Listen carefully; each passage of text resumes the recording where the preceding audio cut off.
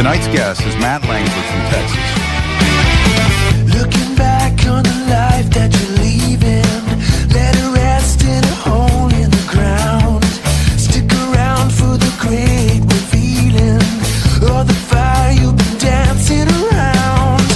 All we hear is the sound of retreating. No one cares where you're coming from. My ears are still ringing and bleeding. I guess we all knew from the start.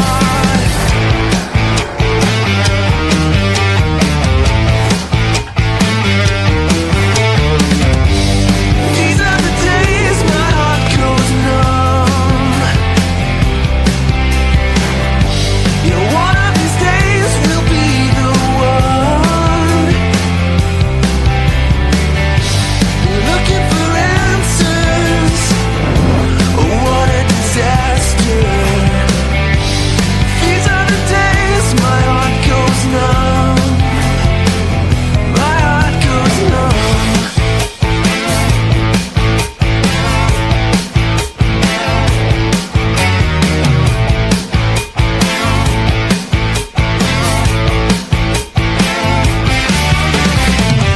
Breathing the fumes of the ashes, the spirits light up the night, looking down the ash. We're live from the Untold Radio Network. It's Untold Radio AM with Monster Quest producer, host Doug Hajicek, and co-host Jeff Perrella Jr. Untold Radio AM is going live right now.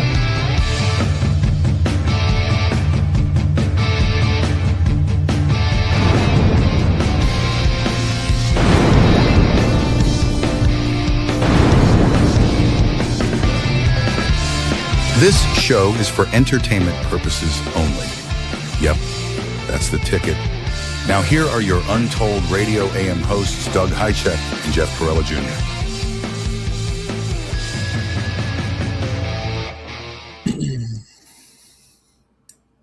And here we are. Welcome back, Jeff Perrella Jr. Hey, good to be back. Big Missed Ragoon's everybody. back in his hot seat. Yep. For more unverified crap. Did you? So we and Roger cannot be together. You know how they separate kids in classroom? We started laughing because of some stupid text he sent me, and we couldn't stop. Oh, God. Anyhow, well, we just got to, you got to keep me separated from Thanks Roger. again, Roger, for covering for me. That was appreciated. Yeah. I love that guy. But welcome back, Untoldians, to Untold Radio. I will try not to laugh during this. You can laugh once or twice. Broadcast. It's okay. Yeah, we're at episode 302. Again, 302. Yeah, and tonight we're heading back deep into the shadows of Texas, where the woods get dark and the sounds get strange. Mm-hmm. They do. And sometimes something's kind of moved beyond that little edge, right? Can't verify that, but yeah. Yeah, no, you can't. So our guest tonight is Matt Lankford, and we'll be talking about his Texas Bigfoot encounters and his creative research and his willingness to do creative research. Yeah, it sounds like you got some good stories. Yeah, but that's a big part of it. Your willingness to do things differently. Mm-hmm. This guy's like, man, he's an open book. He wants to try everything. So we'll get into forward that. to talking to him. And we do have Tech Breakdown tonight. It's got a real cool, short and sweet one. Mm-hmm. I don't know. I ain't got anything else. Oh, I'm sitting on a new studio chair. Fancy pants. I had two of them, and I had to put them together. Oh, wow. Like everything. Like everything. Like I had no idea. They're the Temu of studio chairs. Oh, perfect. They're definitely Temu style. So I feel like I'm sitting like really far forward. Mm. It's not like my other ones were great, but they were, I don't know, there was like this fake leather coating on them. And one day it went, we give up. We're just going to start peeling off. Oh, I hate that. I'm And it left. I come in my studio one day and there's like black crap all over the floor. Yeah, just kind of sloughs off. Yeah, it was sloughing off black crap, the fake leather. Planned obsolescence, as they say. So those babies got rolled out to the garbage dump, and they're gone. So I'm sitting now on my little Temu chairs. What do you have, Jeff, for a chair? You know what? I don't remember. I think it's an Amazon special. You don't remember? I think I got it on Amazon. I can't remember. No? Okay. Where did I buy it? I don't remember. I got it somewhere. All right. Unlike me, grab yourself a comfy chair. Not like me. You know, the one the dog's laying on right this minute. Dim the lights, lock the doors. Definitely lock the doors. Keep one eye open on the window, maybe. You never know. Yeah, well, I think tonight's stories will probably be pretty cool. Yeah. And we are the home of unverified crap. We are. Damn, you got that up quick. Yeah, I had it ready. Oh, live without a net. You got to be prepared. That's kind of crappy that you had it ready. Can't verify that. All right, it's enough of that crap. All right, what are we gonna do first? Let's get into it. Some news. All right, Sure. Time for some news. All right. It's time for weird and fast news. Yeah! It's time for weird and fast news. Hi, Jeff. Hey, Time for weird and fast news. let's do it. Let's do weird and slow news. All right. Here's story one. All right. Pentagon drops new UAP files on glowing orbs, specifically on glowing orbs. So it says here the Pentagon released a new batch of previously classified UFO/UAP files focused on mysterious glowing orbs seen in the northeastern U.S. And I'm thinking, what the hell are you talking about? They're seen everywhere. Yeah, everywhere. Why does it say that? It's just like That's where complete they are. misinformation. Glowing orbs. I mean, if I had a nickel for every glowing orb I've seen in the night sky, You'd have upwards of several nickels. I'd be able to buy you a Starbucks. That's a lot of nickels. Yeah, I would. Takes a lot of nickels to buy a Starbucks. It does. It says here the reports describe red and white plasma-like spheres, some appearing to split. I could have told them that too. Hover, chain shape, I could have told them that too. Or move unpredictably over pond areas. Now, what does it say that? Pond areas. Swamp gases. Because, yeah. Now, is that why they're setting us up That's their with the guess. old swamp gas argument? It's swamp gas. Yeah, absolutely. Who knows? That was Hynek's laughable explanation for orbs. at one Swamp point. gas, sure. And then he regretted saying that, though, as I Yeah. remember. It's like everybody was laughing at him. Anyhow, it says no official claim, or of course, it says no official claim, of course, but plenty of fresh fuel for the crapometer. So I think I added that last part. So is that our next project, to build a crapometer? I think we should. We'll just, I think we should. on the, What do you think? What do you think? Let's do it. The crapometer. Yes, you just gave me a bunch of ideas. Okay, anyhow. That rates a 6 on the crapometer. Yeah. That's about right Yeah. there, just over half. We'll right get there, her done. 6. All right. The next is a goblin shark was filmed alive in its natural habitat. And that's important because It's a rare fish. I like doing that. Scientists have captured rare footage of a living goblin shark deep in the ocean, reportedly the first time one has ever been seen alive in its natural habitat. It's hard to believe, isn't it? Yeah.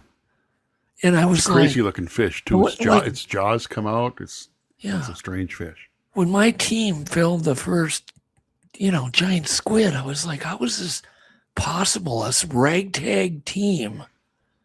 You know what I mean? I don't know. That's probably my favorite episode of Monster Quest. I love that story. That whole squid are just fascinating. They are. They're intelligent and they're fast and they're wary and they're curious and very, very, actually their personalities a lot like humans. I mean, they can change colors. They can flash. They just like a TV set. Yeah, they're crazy. Yeah, one of the craziest experiences I ever had in my life, Jeff, was reeling in a huge squid, not on hooks, but on this weird lure that has just like more like dull spikes on the sides, and they just get kind of tangled in it with their hooks, all their chitin hooks. And I'm fighting this thing, and I fought it for like 2 hours. Yeah, but when I got it up, and there's all this flashing, and then all his buddies came up, and they're all flashing, and it's like maybe 2 a.m, and I'm seeing all that. Then they start spraying at me on the ship, and then I went over there with my huge rod bent, and I like rang this big bell to get all the rest of the crew up. Wow. Yeah. Anyhow, that was just very memorable. Yeah. But that wasn't the one we photographed. That was one of the small ones. Humboldt squid. Yeah, the type that we would put a camera on. Yeah. Oh, okay. What do we got here? Oh, this goblin thing was shot 200 meters down. 2,000. Or 2,000. I should say 200, didn't 2,000. See, that was crap news. Fake news. 2,000 meters. So that's in feet, meters, it's a little short of 3 feet. So that's like 6,000 feet down. It's down there a ways. Deep, man. What do they call them? Goblin sharks. All right, then the next one, I'll try to speed this up. We have a hat-wearing sponge crab now. Apparently amongst this 149 new deep sea animals that they've discovered. It says researchers exploring deep Indian oceans found nearly 150 likely new animal species, including a sponge crab that wears living material like a hat. Pretty cool. It's kind of like me tonight. Yeah. Mine's full of sponge. Yeah. I'm going to get that cleaned. Yeah. Other finds include strange sea stars and translucent worms from thousands of feet below the surface. There's so much down there we have no idea what's down there. Oh my God. Yeah, it's huge. It's vast. Yeah, it's vast. We have no clue. No. Next. I think I'm out of it tonight. Oh, there we go. Scientists finally explained the Venus flytrap lightning snap. Have you ever owned one? I have not. They're pretty cool. I've had friends that have had them. Yeah, I mean, you can buy them. They come out like once a year. They'll have them at gas stations. Yeah, on the counter. Or how about the Mexican jumping beans? Never had those either. I've seen them, but I've never bought them. You've never? Oh, you have seen them. They are cool. I remember that. Every year, it was a tradition for me to get my little plastic box of Mexican jumping beans. Yeah. They're pretty cool. And a lot of people thought that was just something in the cartoons. No, it's real. They're real. They have a little worm in there that flings back and forth, and they kind of just tumble and jump around. Don't eat them. Don't eat the jumping beans. No. And I don't remember. I have not one memory of what I did with them. Did I throw them out? They just die eventually, don't they? Well, I don't know. I don't have any memories. I can't remember of them dying. I don't have memories of like being sad that they didn't jump anymore. Or I don't have any memories. So it says the Venus flytrap. Oh yeah, Venus flytrap. Back to that. We were talking about that, weren't we? I am so out of it. The Venus flytrap has baffled scientists since Darwin, but researchers now say the plant snap does not work the way many thought. Instead of water pressure doing the job, the outer cells of the trap rapidly soften, releasing a stored mechanical energy like a popper toy that lets the plant close in a fraction of a second. That makes sense. Yeah. Yeah, exactly. It's like my wallet. Yeah. Just like it. I can close it in a fraction of a second. Next. Number 5. underground fungal networks may stretch, I love this, 110 quadrillion kilometers. That's a lot of kilometers. Hell yeah. Quadrillion? That's a huge number. Mm-hmm. It's what? How many trillions of dollars is that? Is a quadrillion a trillion? Maybe somebody in chat can tell us. I don't remember. I don't know. My After calculator trillion. doesn't Well, go probably that next. high. It's probably next after trillion, I'm guessing. Well, why would it be quad? Quad means 4. Well, tri means 3. Well, Billion bi means 2. I don't know. Oh, yeah. None of it makes sense, does it? No, it doesn't at all. I just realized that. That's going to keep me up tonight. Mm-hmm. All right. Next, dangerous tapeworm found. Oh, no, I didn't even. Never mind. I didn't even read the fungal one. Have you been drinking? Okay, here's what. No, I haven't been drinking. But I have been outside all day. And that sun. And we even went to the beach. And it's just, it's crazy. And some dude tried to scam me. He's going around going, he's got like counterfeit $100 bills. Oh. And he's going around to people going, pretending like he didn't speak English. And, well, do you have 420s for this hundo? Right. I'm thinking, that's a real $100. Good idea. Sure. I'm going to get on board with that. That's a great idea. Let's do that. Do you have more of those $100 bills? Because I'd really love to give you lots of 20s. I just looked at him and said, get out of here. That's crazy. Scam. He just left. Okay. Fungus. Back to fungus. Sorry. It's my brain has got fungus in it. Mm-hmm. A new global study estimates that underground, now listen to this word, mycorrhizal. Mycorrhizal, yeah. Mycorrhizal fungal network may stretch. It's not mycorrhizal. It's the name of it. It's called mycorrhizal fungal networks may stretch about 110 quadrillion kilometers through the soil. These networks help plants trade nutrients and water for carbon. Apparently, it's the internet of the forest. We've kind of known that, though. Yeah. Maybe far bigger, though, than anybody realized. That's big. What would be bigger than a quadrillion? 2 quadrillion? Pentillion? I don't know. My guess. I don't know. What did you say? A cotillion? Pent. Oh, I'm just thinking 1, 2, 3, 4, 5 pentillion. I don't know. I don't know the progression of that. That was just my guess. All right. Now, if you're eating, plug your ears. Dangerous tapeworm found in the Pacific Northwest, coyotes. So the coyotes apparently got some kind of new parasite. A potentially dangerous tapeworm. I'm not going to say it. You can, Jeff. Go ahead. Knock yourself out. Echinococcus multiflocularis? Yeah. Oh, that was perfect. Yeah. Exactly. Sure, why not? Has now been detected in the wild animals along the U.S. West Coast, with the researchers finding it in 37% of coyotes tested around the Puget Sound. That's not good. It can infect dogs and rarely humans, causing a severe disease that can resemble cancer-like growths. Yuck. Yeah. Did you take that transparent picture of that coyote?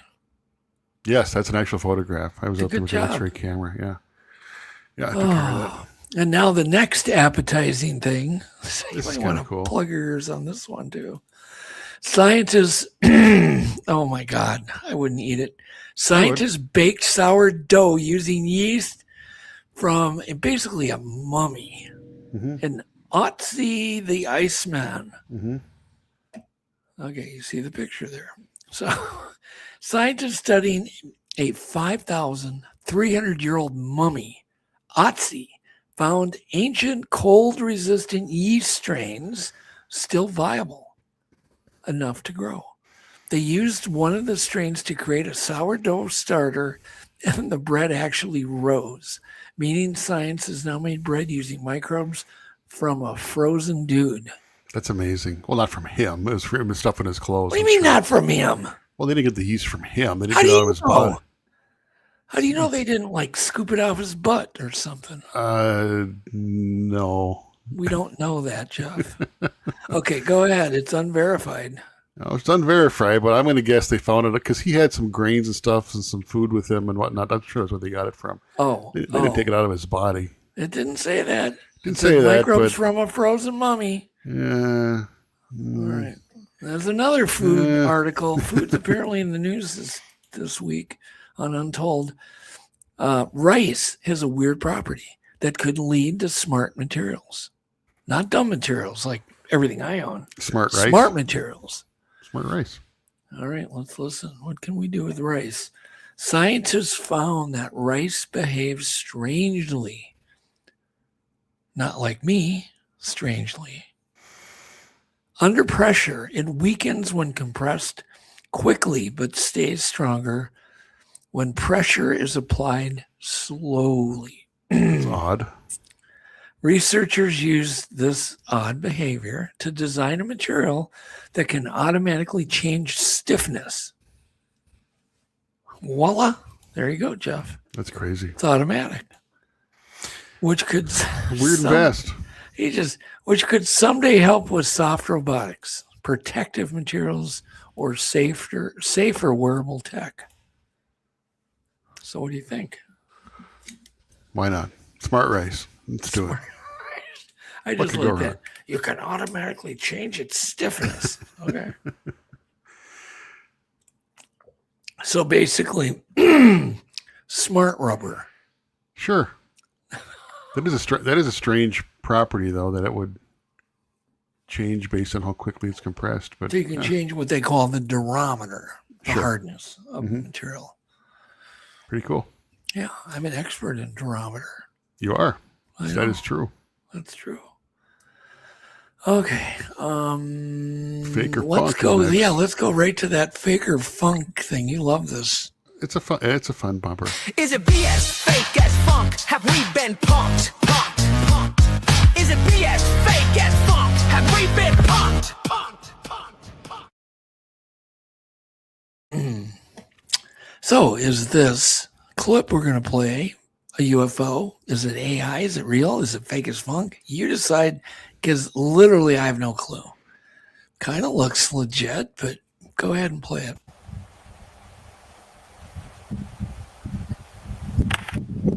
What do you think, Jeff? It looks like a chain link. It looks to me, I mean, there's no context. Looks like something really small. I see it moving. I mean, I see the clouds whizzing by. What are you guys thinking, chat? Come on, is it fake or funk? Sure. When I need you guys to comment, you don't. I don't know. That doesn't look like anything too compelling to me. It's, yeah. Well, What do you think? what does that mean? I didn't ask if it was not too compelling. Well, I don't think It's it's either anything. real or not. It's fake. To me, it looks like something small. I mean, there's no context of it flying next to anything Oh, or it's anything. fake. I think so. Oh, okay. I mean, it's probably a real object, but it's probably something really close. It looks to me like something really close in the foreground, Like somebody hanging something on a string. or on a piece of glass or Okay, sure. whatever. All right. And it's a little bit out of focus. You can kind of see that it's mostly out of focus. I don't know. Okay. You better hope that wasn't one released by the government. Could have been. Who knows? I could be wrong. It's all know. unverified crap. Exactly. Should we do some clips? Yeah, let's do it. Let's do some clips.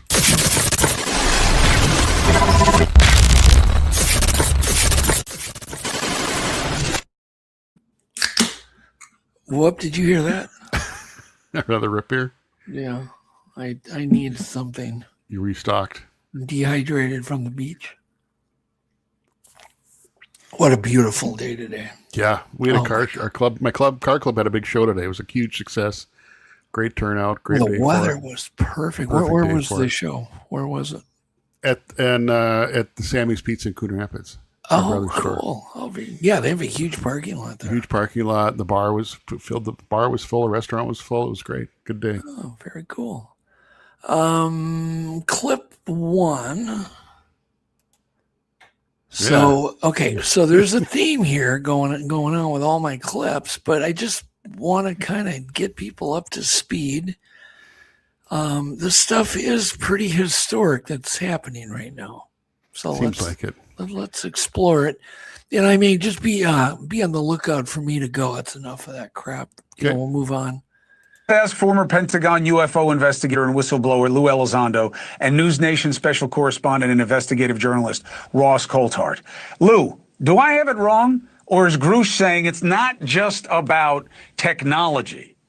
It's about organic extraterrestrial beings that the U.S. government is aware of?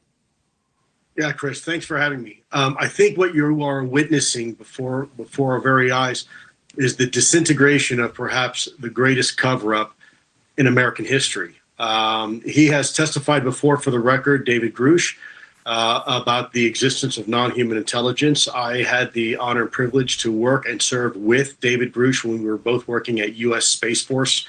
And I can tell you what he had access to was very legitimate. But this is a big national, I think, a national conversation that's now just finally, I think, resonating with the American people, and they're waking up to the fact that, hey, you know what? The government's been lying to us. Ross, Tim Burchett comes up and says what I always say. Don't hit me with a tinfoil hat. I'm not talking about Martians. I want to know what they're doing with our money and our thing. He says that. This guy comes up right after him and says, yeah, it is about little green men. They do have information about it. That's it. That is the biggest piece of information, if it's true, that I have ever heard in my entire life. All right, that's enough. And then clip 2. They say it's juicy info. Go ahead, play it. We'll get that one ready. Here we go. Fox News alert, we got more UFO files. The Department of War dropped a third batch. And America can't stop looking. The site has over 1.5 billion views. We see why. These files are pretty juicy. Out west, UFOs were spotted near a sensitive national security site back in 2023. Eyewitnesses described seeing orange orbs like this. They called it a mother orb, and then mother would launch smaller orbs, one after the other. In Colorado Springs, a former U.S. Army intel officer and 4 members of his unit saw a UFO over the Cheyenne Mountains. They said it looked kind of like a potato and was somewhat translucent with a slight shimmer. And in 2008, the CIA sent assets to Zimbabwe. They were on high alert after a UFO was supposedly hovering right over their airport. The files say lights were rotating under the UFO. And when it was spotted, the lights changed colors and then quickly flew out of sight. It's just, my point is, it's stuff's making the mainstream news. Last one, I think on this is clip 3. They're going to talk about plasmoids. You know, these, what orbs are. Go ahead. This is Richard Nolan. Now, I think one of the most dramatic moments today involved Grush referring to multiple forms of non-human life, including what he called sentient plasma life. I'm sure that's going to get attention. I wouldn't be surprised. This happened in the Q&A. Someone seems to have asked him about types of non-human life or entities, and he answered. I had to write this down. I certainly don't have the compendium. It's a continuum from corporeal, bipedal type life to what I would consider like sentient plasmoid life. And he said, but there are several that the U.S. government is aware of. It's like, whoa. That is crazy. Where'd Doug go? There he is. I was taken away by a plasmoid. All right, clip 4. Now, this is David Grush talking about there's going to be a huge escalation he's predicting in the next 60 to 90 days on disclosure. Go ahead. And I don't want to be too prophetic, say by a certain date, something's going to come out because there's a lot of causal factors. But I do have confidence that it's going to escalate in the next 60 to 90 days. And I think there's going to be a lot of pressure. I certainly know what Congress is doing, and I won't reveal that here, but I do see a lot of pressure to get the substantive empirical holdings that I've talked about, not videos or anything like that, out in the ether. And Is that it? Yeah, that's it for that clip. Yeah, I from other sources I've seen, it sure seems like things are escalating towards something. Yeah. So It's interesting, though. Sure is. I like the fact that it seems to be, I mean, it's happening slow, but it's still pretty quick. Yeah. People are talking about it. It's kind of, I think people are ready to hear what's going on. They really do. All right. Now, clip 5 is not about UFOs.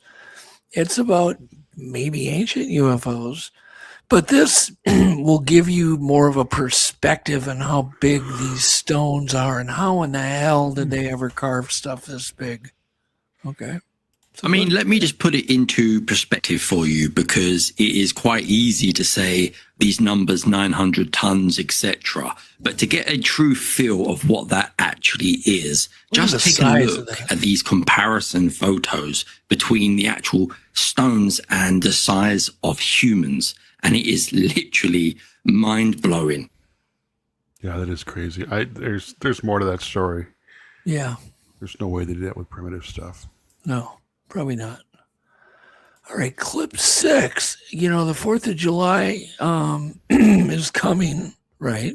Soon. Quickly, yeah. I can't 250th. Yeah, it's our 250th celebration. Pretty crazy. Of our independence. And this guy apparently decided to celebrate early when he was hauling a trailer full of fireworks and it caught fire. Go ahead and play clip 6. Not a good one. Fireworks, Chuck?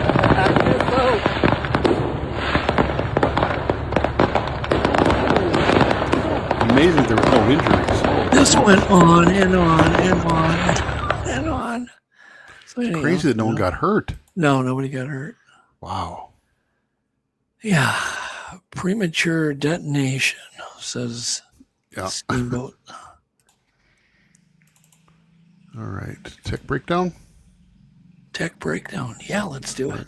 All I right. can't believe we're already there. We are.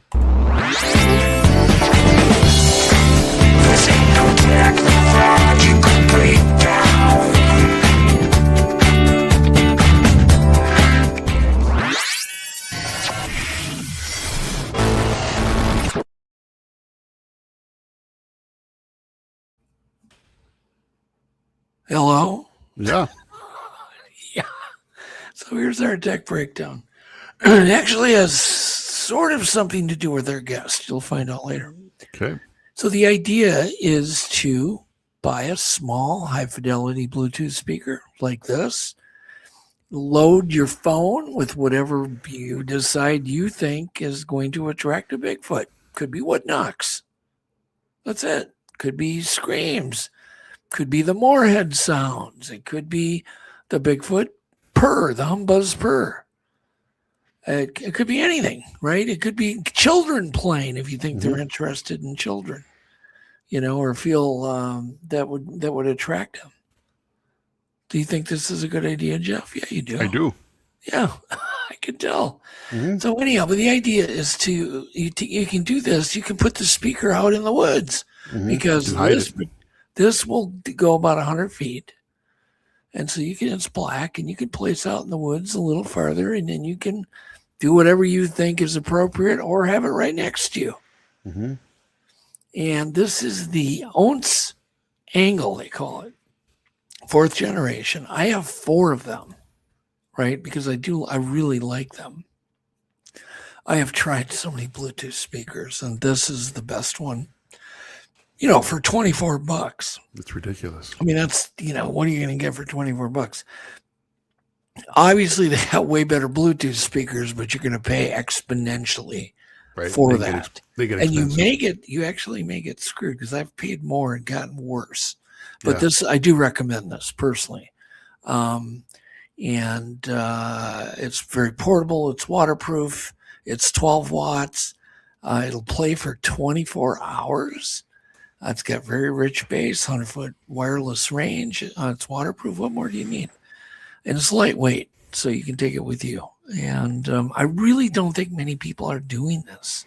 No, it's a cool idea. I just don't. It's such a simple idea. Just load the stuff on your phone and play it. You can either do it real subtly and not overplay it. Do one wood knock, play two, because you can record the perfect, like them, or what we suspect is them doing it, and play that. Yeah. Play the real thing, because you're not going to be able to duplicate the real thing. So that's it. That's my tech breakdown and my recommendation. Like it. Well, I'm glad you do. And do we have Matt? Oh, we're not going to. Are we going to do Matt? Are we doing car casting tonight? Looks like it. Yep. Yeah. Did you and Matt get together on a test we did. Today? Yep. He was having connection issues in his house, the power issues. Oh, that's great. So the car is more reliable. We love car casting. Yep. It works. Nope. Just don't drive off. Matt, don't drive off. That's the key. All right. So, all I want to do is I'm going to have Matt actually introduce himself. We're going to take a little break, right? A little commercial break. Mm-hmm. But then I'm going to have Matt kind of tell us more about him. A lot of people don't know about Matt, but I know the people that do know Matt love Matt. Yep. Looking forward to talking to him. We'll do that. We'll be right back. Yep. Bigfoot's real. Oh, yes, they say. They came with their stories. They came with their proof. From the Appalachian hollers to the cabin's roof. The New York Bigfoot Conference just offers more convincing proof. Sasquatch believers, the skeptics too, under one big arena with a curious crew. Vendor booths and chili fries, cryptid shirts in every size. Bigfoot's real, oh yes, they say. Spotted him just the other day.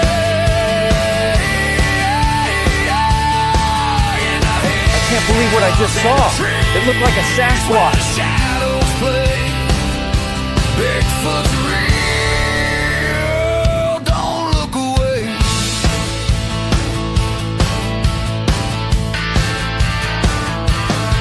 A man with only a camera says he heard the howl by a creek so quiet near an old church tower. A woman saw footprints as big as a plate. She said, I froze in the woods, I couldn't escape. Celebrity speakers, cameras flash, selling Bigfoot mugs for your morning stash. Bigfoot's real. The evidence is mounting year after year. They say, spotted him just the other day. In the hills, in the trees, where the shadows play. Bigfoot's real. Don't look away. Come to the New York Bigfoot Conference and believe.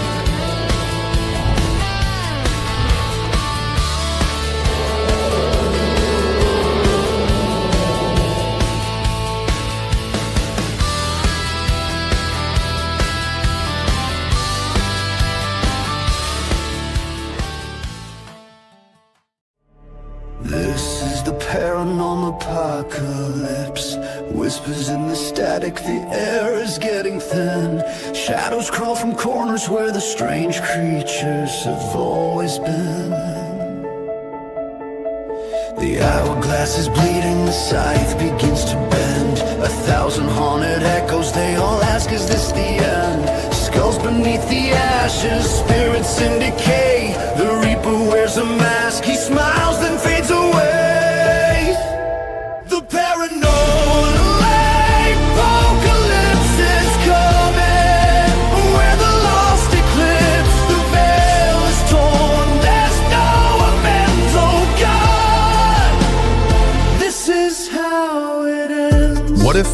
obsession with the end times reveals something extraordinary about human nature. Why did a simple folk song about the year 2525 become a massive hit during the summer of love? What drives ordinary people to abandon everything and follow apocalyptic cult leaders? And why can't we look away when the world seems to be ending? Author Maxim W. Furek has uncovered a hidden pattern, a psychological phenomenon he calls apocalyptic awe, that explains everything from ancient prophecies to modern conspiracy theories, from Hollywood blockbusters to political movements. Get your copy of Paranormal Apocalypse by Maxim W. Furek, available direct from Hangar One Publishing, Amazon, or Barnes & Noble. Is this how it ends? Find out in Paranormal Apocalypse.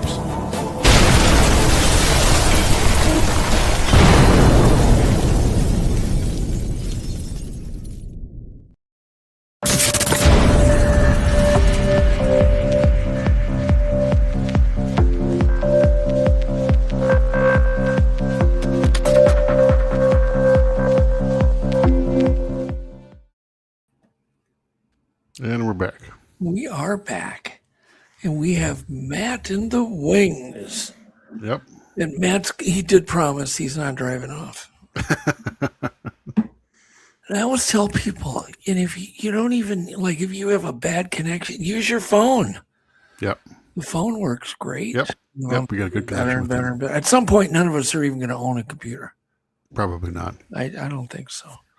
Anyhow, so all I'm going to tell you about Matt is he resides in Texas, and he has more enthusiasm and more creativity than I've seen in a while with a researcher. So let's just bring Matt on. Yep. Welcome, Matt. Matt there he is. Lankford. Gentlemen, how are y'all, man? Hey, Matt. Okay. Now, aren't you going to get hot in there? It's Texas. No. I got the AC on, man. Oh, really? Oh, good. You're running. You're good. Yeah. Oh. This is actually about the best office you could have. Yeah, it is. Cars work really good. We've had some of our best podcasts in cars. Mm-hmm. But you know what? It's a car cast, and it is what it is. We had some thunderstorms. I was telling Jeff earlier that moved through, and had some glitches there kind of going on with the power. And I was like, You know what? And my phone, I have that internet all built in with everything at my home, And I was like, that's going to be about right.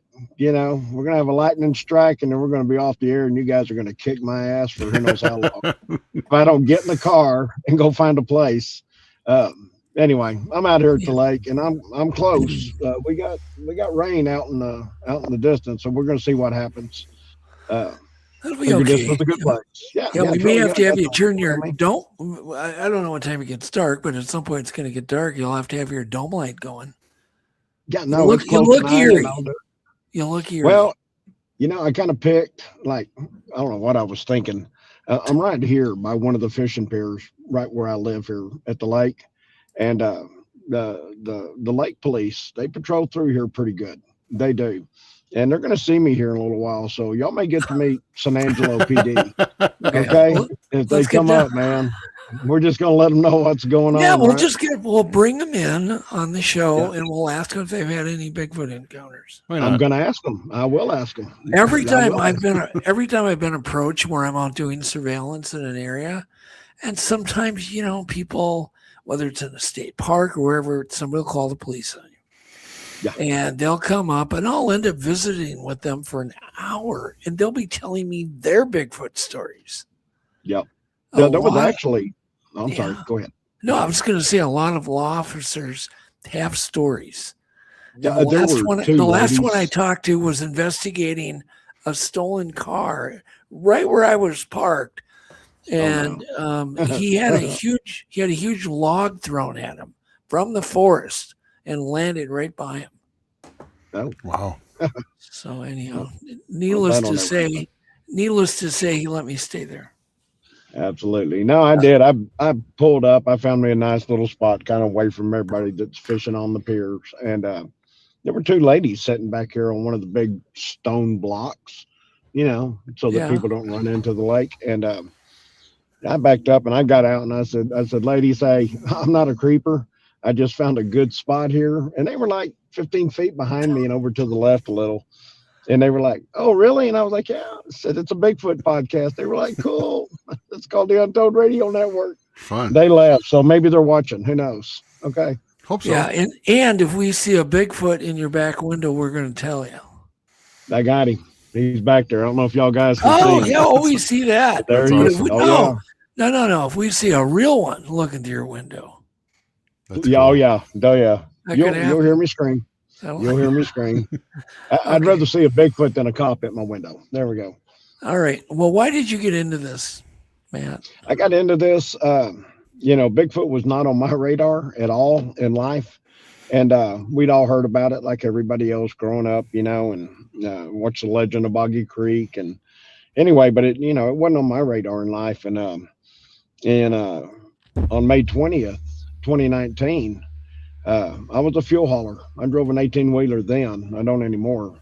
And I had left San Angelo and I went up to Abilene, Texas, and I got loaded with fuel. And I was heading south on Highway 84 down to Coleman, Texas, to make this fuel delivery and at this store. And this was on a Monday morning whenever this happened. On Saturday, May the 18th, we woke up, everybody did, 4:30, 5 o'clock in the morning with tornado warnings all around the San Angelo, the Abilene, Texas area, just huge supercells just blowing through. And part of San Angelo was hit and did some pretty good damage over in the Bradford School District area here. And then, I just stayed up with the storms on TV and listening to the storm spotters and reports. And the sail that came over us, it went on to Ballinger, Texas, about 35 miles away, hit Ballinger and a couple of different touchdowns there. And the storm kept moving east, northeast. And I remember that storm spotter said, large wedge tornado, possibly on the ground near Silver Valley, Texas. Okay. And that's pertinent because that's where I saw this thing, close to Silver Valley. And so I'm hauling fuel on that Monday morning. I had talked to my dispatch on Sunday night to ask them, how do I start my week? What's my first load? And they told me. And so I was like, okay. And I hung up with them and I thought, oh man, I'm going to be going down to Coleman. I'm going to go right where Silver Valley is. I'm going to be looking for tornado damage.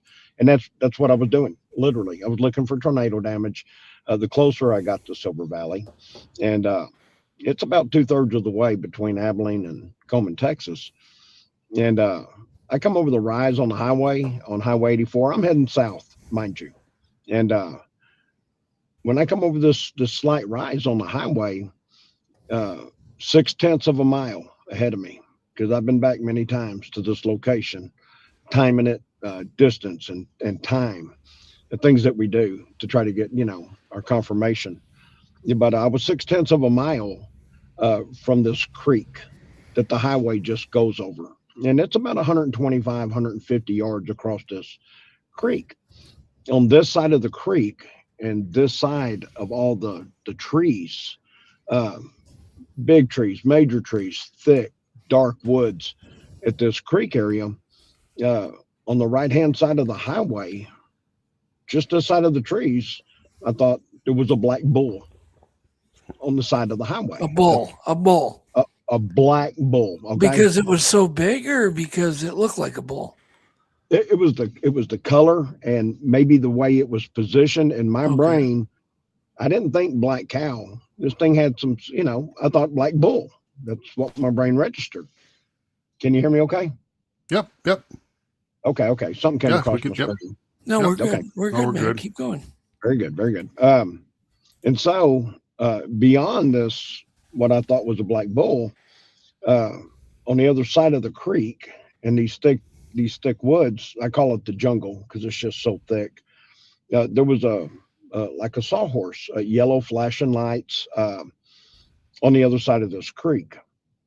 And so these are the things that I noted as I topped this small rise in the highway going down toward that creek area. And I thought it was a black bull right beside the highway. And then I looked up in the hills. I'm getting close to Silver Valley, Texas, and I'm looking left and I'm looking right, up in the hills, up in the trees, looking for tornado damage. That's what everybody does. We all want to see the power of Mother Nature, and that's what I was doing. And then I looked back at this black bull, and it had moved. It moved from left to right about 6 or 8 feet, and it stopped. And it moved west. It moved away from the highway. But when it did it in a really weird way. It had this kind of wobble to it, this kind of, I call it an undulation. And the way it did it, I immediately in my brain thought, no, it's a hog. It's a black hog. It's somebody's prized big old fat black hog, because it was big, but it stopped. And that's what I thought. And I remember I looked back up in the hills and up in the trees again, and I looked back at this hog, but now this hog though was walking. And then my brain thought, no, it's a guy. And you gotta remember, this is kind of happening coming down the highway. It's all happening pretty quick. And I thought, oh, it's a guy, it's a big dude, but it's a guy. And I remember I looked at the highway and I looked back in the trees again, and I'm getting closer to this guy. I'm closing some distance, and I thought, looking at him, it didn't look right. And so I kind of focused on him, and I thought, what is he doing wearing an Arctic suit? Like what you'd wear in the North Pole or the South Pole. Right. And that was like the general shape of his head. Yeah. The way people look wearing an Arctic suit in the North Pole or the South Pole. And this is May 20th, 9:35 a.m. I had to wherewithal a couple of minutes afterwards to look at my watch. So I went back and thought, okay, I saw this thing at 9:35 a.m. Anyway, I thought, what is he doing wearing an Arctic suit? And he had a weird posture about him, like I guess you would wearing those things. And I look back up in the trees one more time, and I look at him, and I'm like, I'm realizing now, this ain't a guy, and this is too big. This thing is big, and I'm like, I'm just kind of, my brain's trying to register everything, and it will, and for anybody that's ever seen them, and that, it'll blow your mind. And I'm looking at it, and he's big, and I'm coming up on him, and I'm looking at his right profile. I'm heading south. The sun is up in the east at 9:35 a.m. It's a hot, muggy morning, and he's walking, and he's walking with a purpose, and he's heading for the tree line. And having gone back and doing what you do, the tree line's about 75 yards off the highway, and he was right beside the highway. He's heading for the tree line, and he's walking, and he's walking with an attitude. He's walking with a purpose, and he had an aura about him that I've talked about to a lot of people, and I've talked about it a lot. And I don't mean any disrespect, but this aura that was coming off of him, it was like almost like severe mental retardation. And I say that with the utmost respect, and God bless them all. But if you walk into, if you're looking across the city park, and there's a young adult there across the park, and he's got mental retardation, and he didn't get his way, and he's kind of just walking off with that way, we know that person has mental retardation without even going over there. We can tell. And that's kind of what this Bigfoot did. He had this aura about him, and he had this this attitude. He didn't get his way. And what happened in hindsight, when I came over the rise on the highway, I was coming from behind him, where that sawhorse was with the yellow flashing lights on the other side of the creek, past the jungle. There was a work crew, because after this event happened and I went by, I remember there were 3 or 4 guys, a work crew wearing their orange vest and that for the state, and they had a white pickup and a trailer, and that trailer had a wood chipper on it. So, my brain's thinking, okay, they're clean. They cleaned up the wood debris from the storms that came through on Saturday. They're near Silver Valley, and but as this guy's walking, where he's at on the side of the highway, when I came over that rise, in hindsight, I truly feel like his back, he was squatted down. His back was to me. This is a Monday morning at 9:35 a.m. And on this highway, there's hardly any traffic at all. There's not much. And why he was on the side of the road right there, I don't know, but he was. And his attention was on that crew on the other side of the jungle, on the other side of the creek. And I've stood there, and you can't see through those trees to where this crew was. You cannot. So he could hear them. But then I think he heard me coming behind him on the highway. Was the wood chipper running at this time?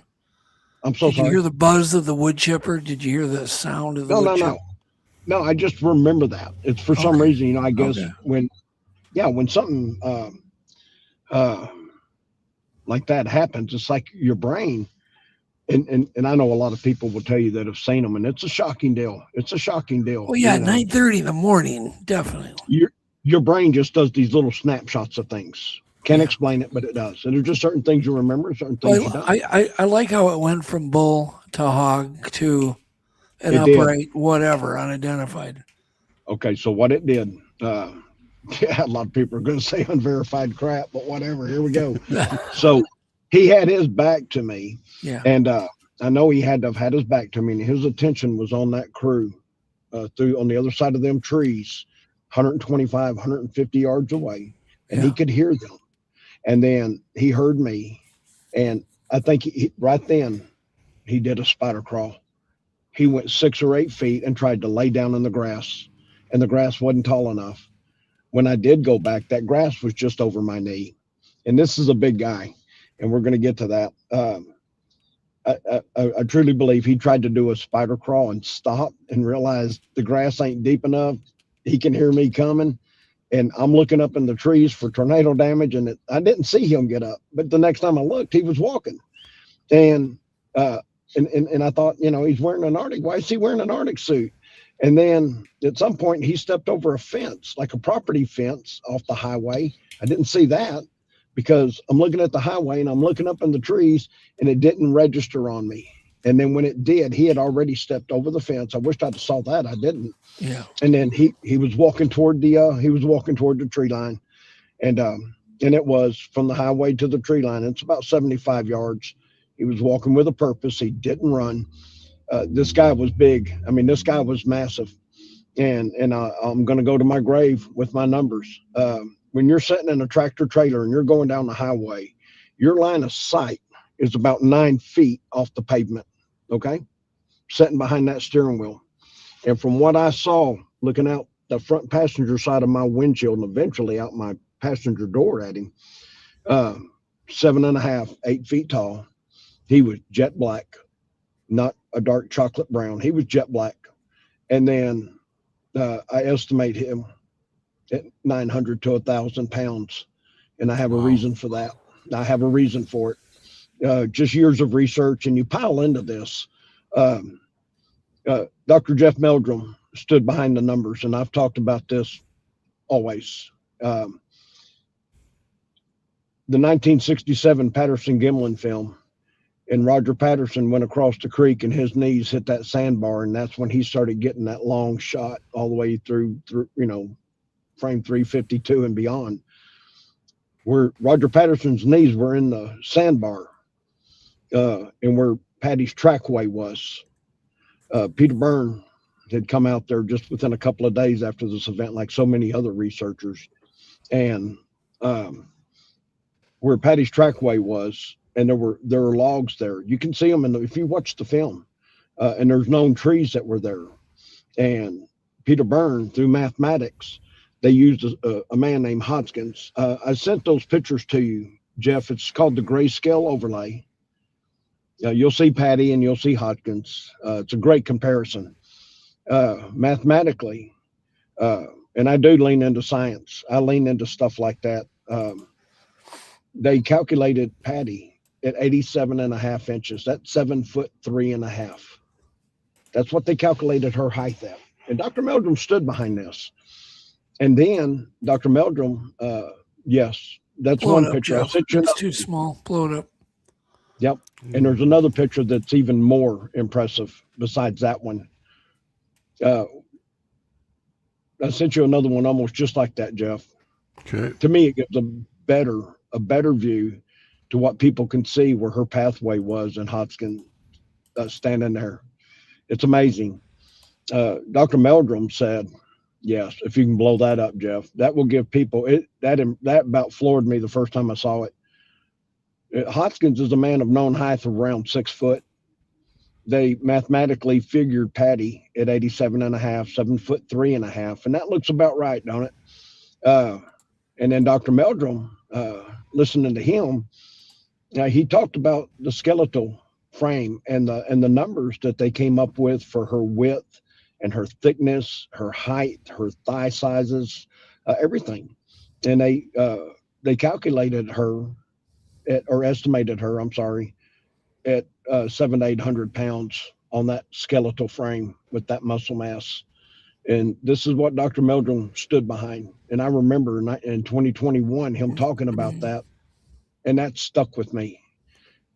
So the one I saw, 9:35 a.m. in 2019 on May 20th, he was bigger than her. In my line of sight behind that wheel, he was 7.5, 8 feet for sure. And he was at least 150, 200 pounds bigger than Patty. Looking at that picture, he was 900 to 1,000 pounds for sure. And I will go with that. I am with that. I've been with that since day one. What did you think it was at that point now when you realize it's really huge? Okay. Yeah. And it's pretty weird trying to even 7 years. I get goosebumps every time. 7 years later, it never fails me. Could you go right back to that? What I saw shouldn't be real. It was massive. And for whatever reason, my brain thought Bigfoot.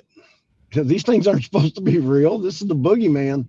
Right. And there it is. And there it is. And I'm watching it. And Doug, I'm telling y'all and everybody, when you're watching these things walk, and this thing walked with a purpose, it did not run. Its head, they talk about that smoothness. Right. The things that I saw and the things that people have talked about for decades from witness testimonies, thousands and thousands of them, everything they're describing is exactly what I saw, which tells me they're not lying. They saw and I saw the same thing. It walked very smooth. He was pissed. He had an aura about him, and that's the aura that I felt. And then he's heading for that tree line. His arms were as big as my chest. In my brain, his arms were as big as my chest. His back to the front of his chest, 2.5 feet thick, every bit of that. This guy was huge. So you're pretty sure it was a male. There was nothing about it that told me female. It had the complete aura as a male. Absolutely. I never once have thought of it even being a female. And maybe it was the way it carried itself. There was something about it. He had the complete aura as a male. And his legs were bigger than his arms. And his arms were long. And I've been asked, well, how long was his arm? It was down to the knees or whatever. And I'm like, my brain didn't register that. I just know he had big arms. And I remember his forearms looked kind of, and I always say it, they looked weird big. His forearms did. And all of his arms were big.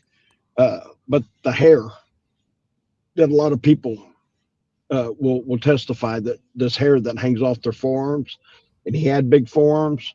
So that overall look, I guess, made his forearms, it gave it that Popeye the Sailor Man look. His forearms looked really huge. And yeah. And his hair, that's quite a detail. It is a good detail, but I didn't know it was hair. I'm not saying it was hair, but just from witness testimonies and all those descriptions of that in my brain, I'm like, that's probably why it looked. It was the hair.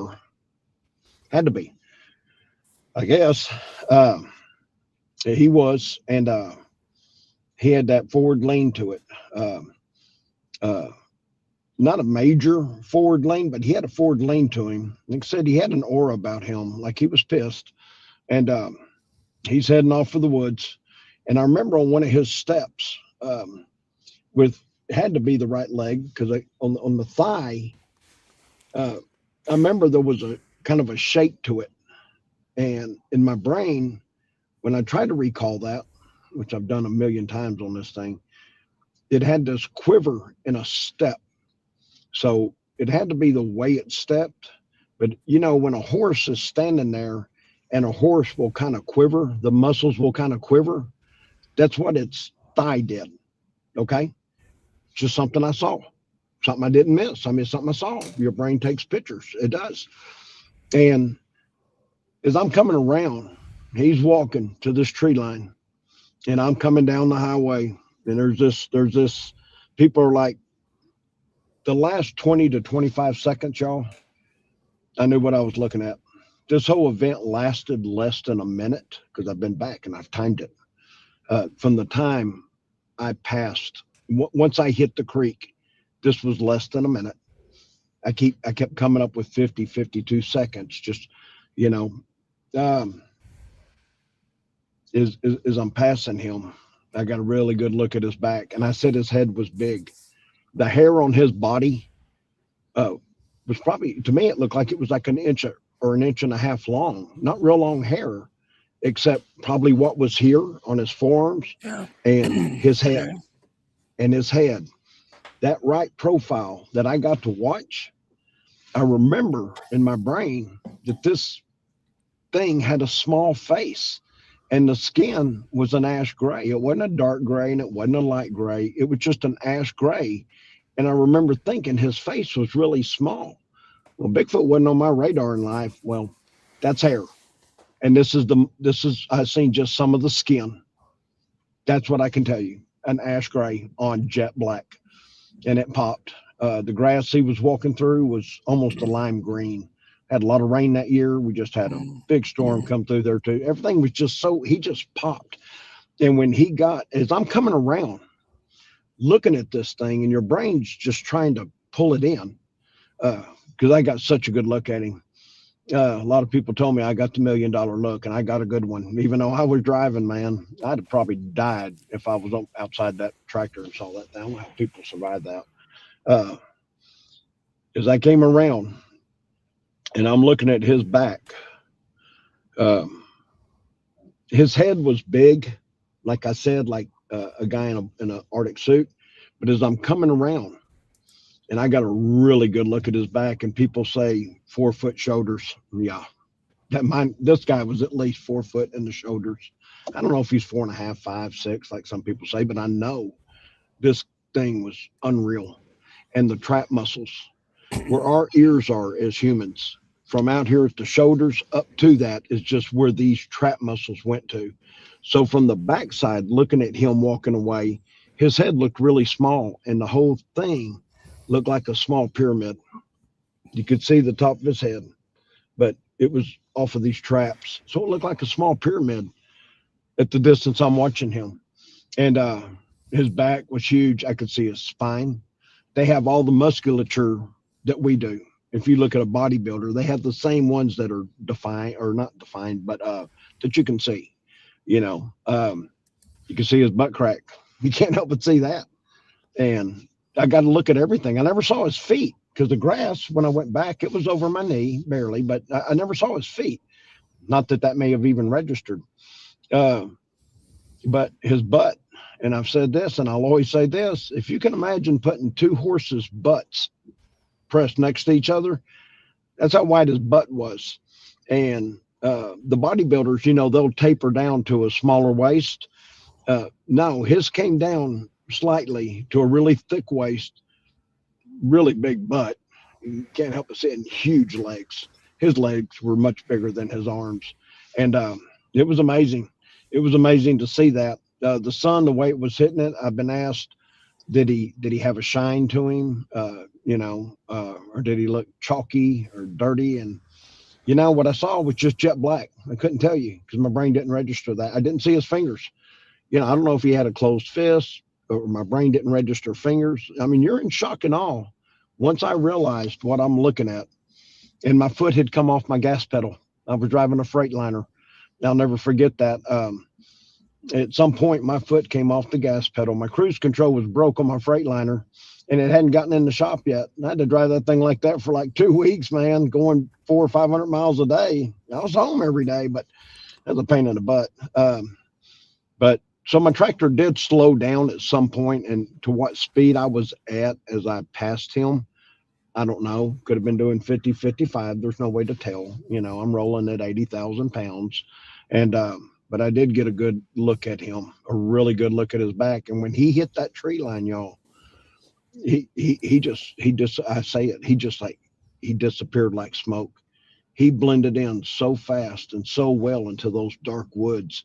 I didn't see leaves and limbs get pushed out of the way. No, he was in. And that's an image I'll never get out of my head. Every bit of it, when I look at it in increments, you don't get those out of your head. I don't. I can see them like it happened yesterday. And that was 7 years ago, May 20th. So I just had my 7-year anniversary on that thing. And to move on, I got past the work crew. I remember my brain registered these 3 or 4 gentlemen with vests and that, and the truck and the trailer with the wood chipper on it. And I got not even a mile from that point. And I remember I looked at my watch and it was almost 9:37. So in my little measly brain, I thought, okay, I saw this thing at 9:35, you know, in the morning. And it's very, very, very traumatic. It's taken me 7 years to be this lightheaded about it, or lighthearted about it.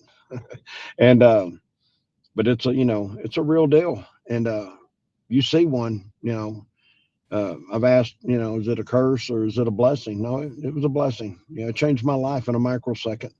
I got brothers and sisters. I got family, friends. Yeah. Who was the first person that you told about your That's a good question. At that time, I wasn't going to tell anybody. And I wasn't going to tell anybody. But I did at that time, you know, I told my girlfriend and I said, you know, I need to tell you something. And this was after I got home at the end of a work day. You know, these are 13, 14-hour days. And this was my first load of the day. I had to get through the whole entire day. And I got home and I sat down and she asked me what was wrong. And I said, I need to tell you this. I was about to blow up. I was about to explode. And then I told her. And she believed me. She'd never seen one. She believed that I saw something. And so that's where I was stuck with this thing. And then within over the next few days, I was trying to tell my brothers and, you know, my siblings, and I was trying to tell some close friends about it. And, you know, you kind of get that look like, you know, what have you been smoking, boy? Yeah. And, you know, that will back you off. And it did back me off. I didn't come out until 1 year ago on this story. I sat on my story for 6 years. And in 2021, I met Charlie Raymond at the Kentucky Bigfoot, him and Lindsey Raymond, which now I'm an investigator for Kentucky Bigfoot. That happened at the beginning of March. I did reach out. I was able to, I met them at the 2021 Bigfoot conference, and they were super nice, super great people. And I just remember I followed them. I kept up with them on YouTube and stuff like that and what they had going on. And finally, I got to a point and I thought, you know what? I'm a grown ass man. You know, I'm 62 years old now. And I thought, I want to tell my story. What the hell am I doing? You know, people need to know, and people do need to know. I mean, these things are out there. People tell stories. Some of them, you know, whether people believe us or not, when people have given descriptions, and I've listened like y'all, I've listened to thousands of interviews and testimonies, and they're describing it. These people are seeing them because that's what I saw. And I went on to Coleman. I had to go, I had a fuel load to go deliver. I went and delivered that load in Coleman. And I had unleaded gas, premium gasoline, and diesel gasoline all on this trailer. And I got them all in the right hole in the ground, man. I didn't put diesel in the unlead and vice versa, whatever. Got that done, got my paperwork signed, because my next load, I was going back to Abilene for another load. And I knew that. And so I'm trying to hurry up and get this fuel in the ground. And I'm a nervous wreck. And I know I'm going back to Abilene. I'm going to look. And I did. When I got closer to that area, I remember I slowed it down, and I was doing at the most 40 miles an hour, 35, 40 miles an hour. I put my four-way hazards on, and I stayed in the right-hand lane. And, you know, if anybody came up behind me or DPS or something, they can see I'm heading for Abilene. Okay, you know, he's moving. But I was looking. And as I got closer to this area, and I've said it, and it always gives me the willies to talk about it. But as I got closer, like within a mile, I'm within a mile of this whole event. I had passed the sheriff's vehicle on the right-hand side. He was on the shoulder, and he was doing, 20 miles an hour. He was going slow on the shoulder. I passed him, had my hazards on. I kept going, and shortly up the highway, on the other side, going back toward Coleman, was another sheriff's vehicle driving real slow on the shoulders. This is right in this area where I saw it, y'all. And then shortly after him was another sheriff's vehicle heading south back toward Coleman. These guys were driving in this area where I saw this thing, and it looked like they were looking for escaped convicts. I'm trying to paint a picture here, and I'm not the only one that saw this thing that day. Somebody else saw it, and somebody called the law, and they were there. They were in that area. They were looking. Why were they there? I know why they were there. So I ain't the only one that saw it. Okay. Do you think somebody called it in? Some other driver? I don't know. When he went in the woods, he was gone. Did the work crew? I don't know. Did he keep moving? And somebody else saw it. So when I saw these sheriff's vehicles all within a mile or so where this happened, my brain told me right then, somebody called the cop, somebody called the law, somebody else saw it. And there's no other way for me in my heart. There's no other reason they were there. Right. In the way, like I said, yes. So that explains that. And that's very important. If you ask them about it, no, that never happened. No, it happened. I saw it. And I don't like to talk about it. It kind of gives me a weird feeling. I'm like, I hope they don't knock on my door, one day. You shut your mouth, quit talking about it. No, I'm not going to quit talking about it. So that's what happened. And it took me, it shut me up. Some of the eye rolls and people just not hearing what I had to say. They believed that I saw something. Everybody actually believed that I saw something. They just didn't believe that I saw Bigfoot. And I did. And they're unmistakable. And I've been asked, what do I think they are? Well, what I saw that day, and what I saw that day, I didn't hear it, but I saw it. It walks like a human with a forward lean, a slight forward lean, massive, 3 times the size of a man. And it was like a gorilla. Now, a lot of people don't want to hear that. And I'm not trying to say that's what it is. I'm just simply saying that's what my brain told me, that this thing was a beast. This thing was stupid. It was cartoonish. How can something be that big? And we don't know about that. We don't know about it on this planet. Why have we not been told? I want to sue every government on the planet for not coming out and saying, hey, everybody be careful when you go in the national parks and out to the lake, because these things are out here, and they are out here. And when this happened, I remember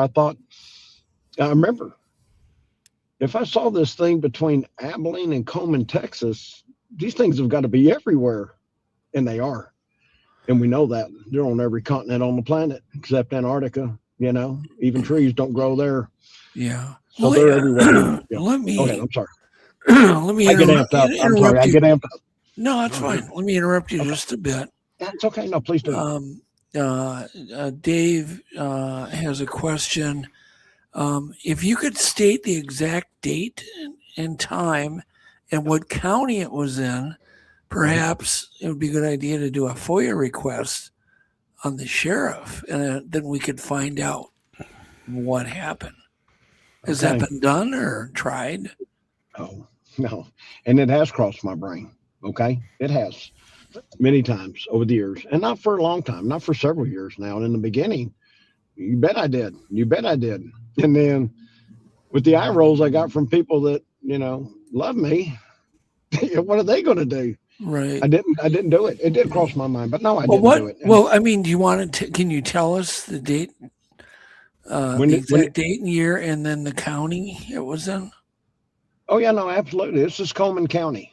I'm heading to Coleman, Texas. This was May 20th, 2019 at 9:35 a.m. There you go. And when something like that happens to somebody, I don't know how people do it, but for me, it was so dramatic. like I said, I had the wherewithal to look at the time, and it was a Monday morning. I was starting my week. You know, if this had been a Tuesday or Wednesday, would I have remembered what day of the week? I don't know. I just remembered I was starting my week.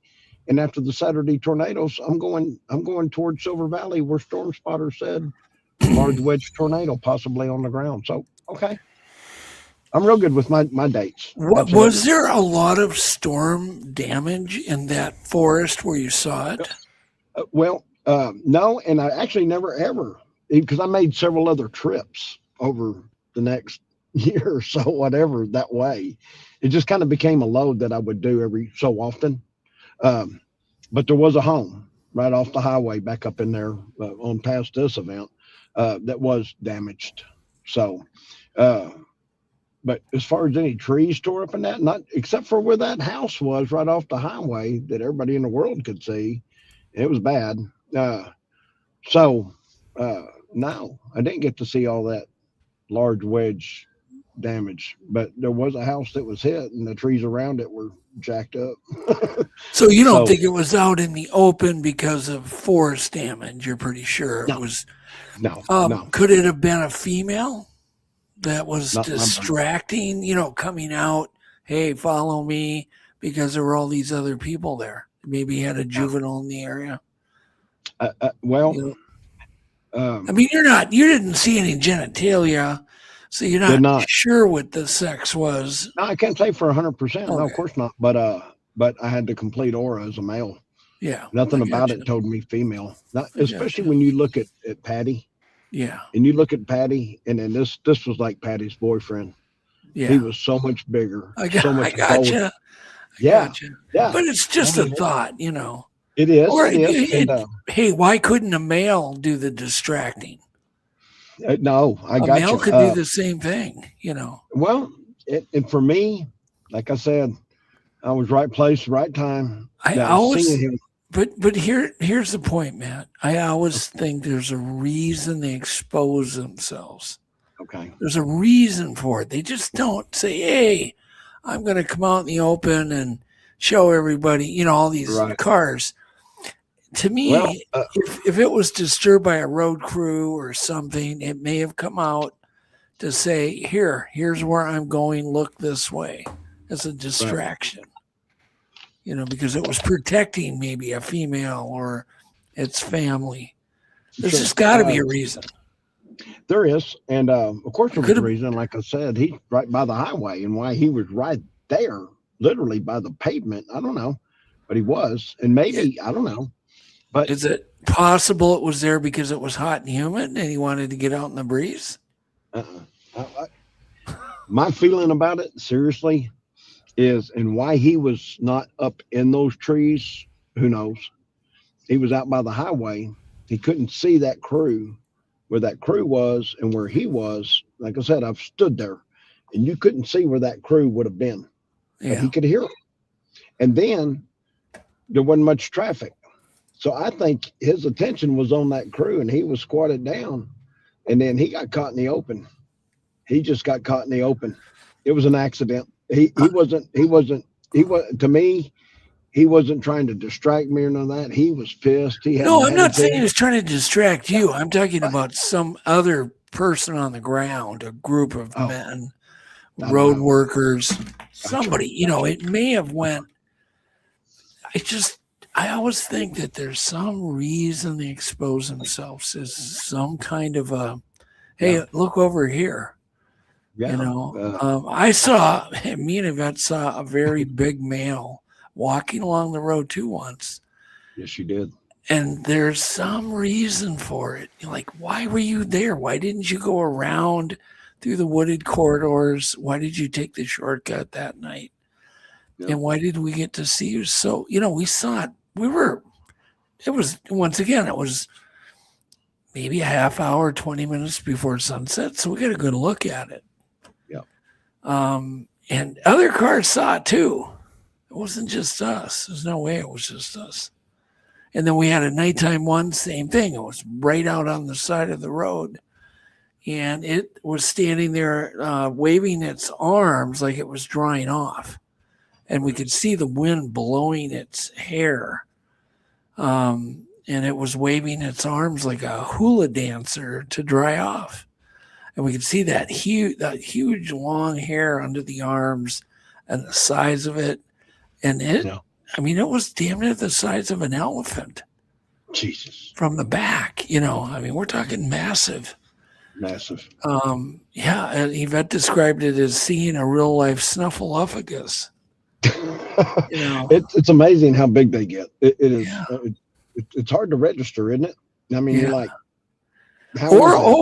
somebody had a really good idea here. And maybe it's your friend. Sasquatch, do you know them? Oh, me and her went in the woods today, y'all. We'll talk about that in a little bit. So you do know them. Okay. But yes, they're I saying do. Maybe there was a roadkill that it was harvesting. I don't know. Because I've seen, dead deer, dead whatever, things get hit along the road. Sometimes they even go flying up in the bush. Maybe it was grabbing a deer that was injured. It could have been. I've never. We'll never know. But there's just, like I said, there's got to be a reason. It just didn't willy-nilly go, hey, you know what? I'm going to come out of the woods and walk along the road. Yep. Right.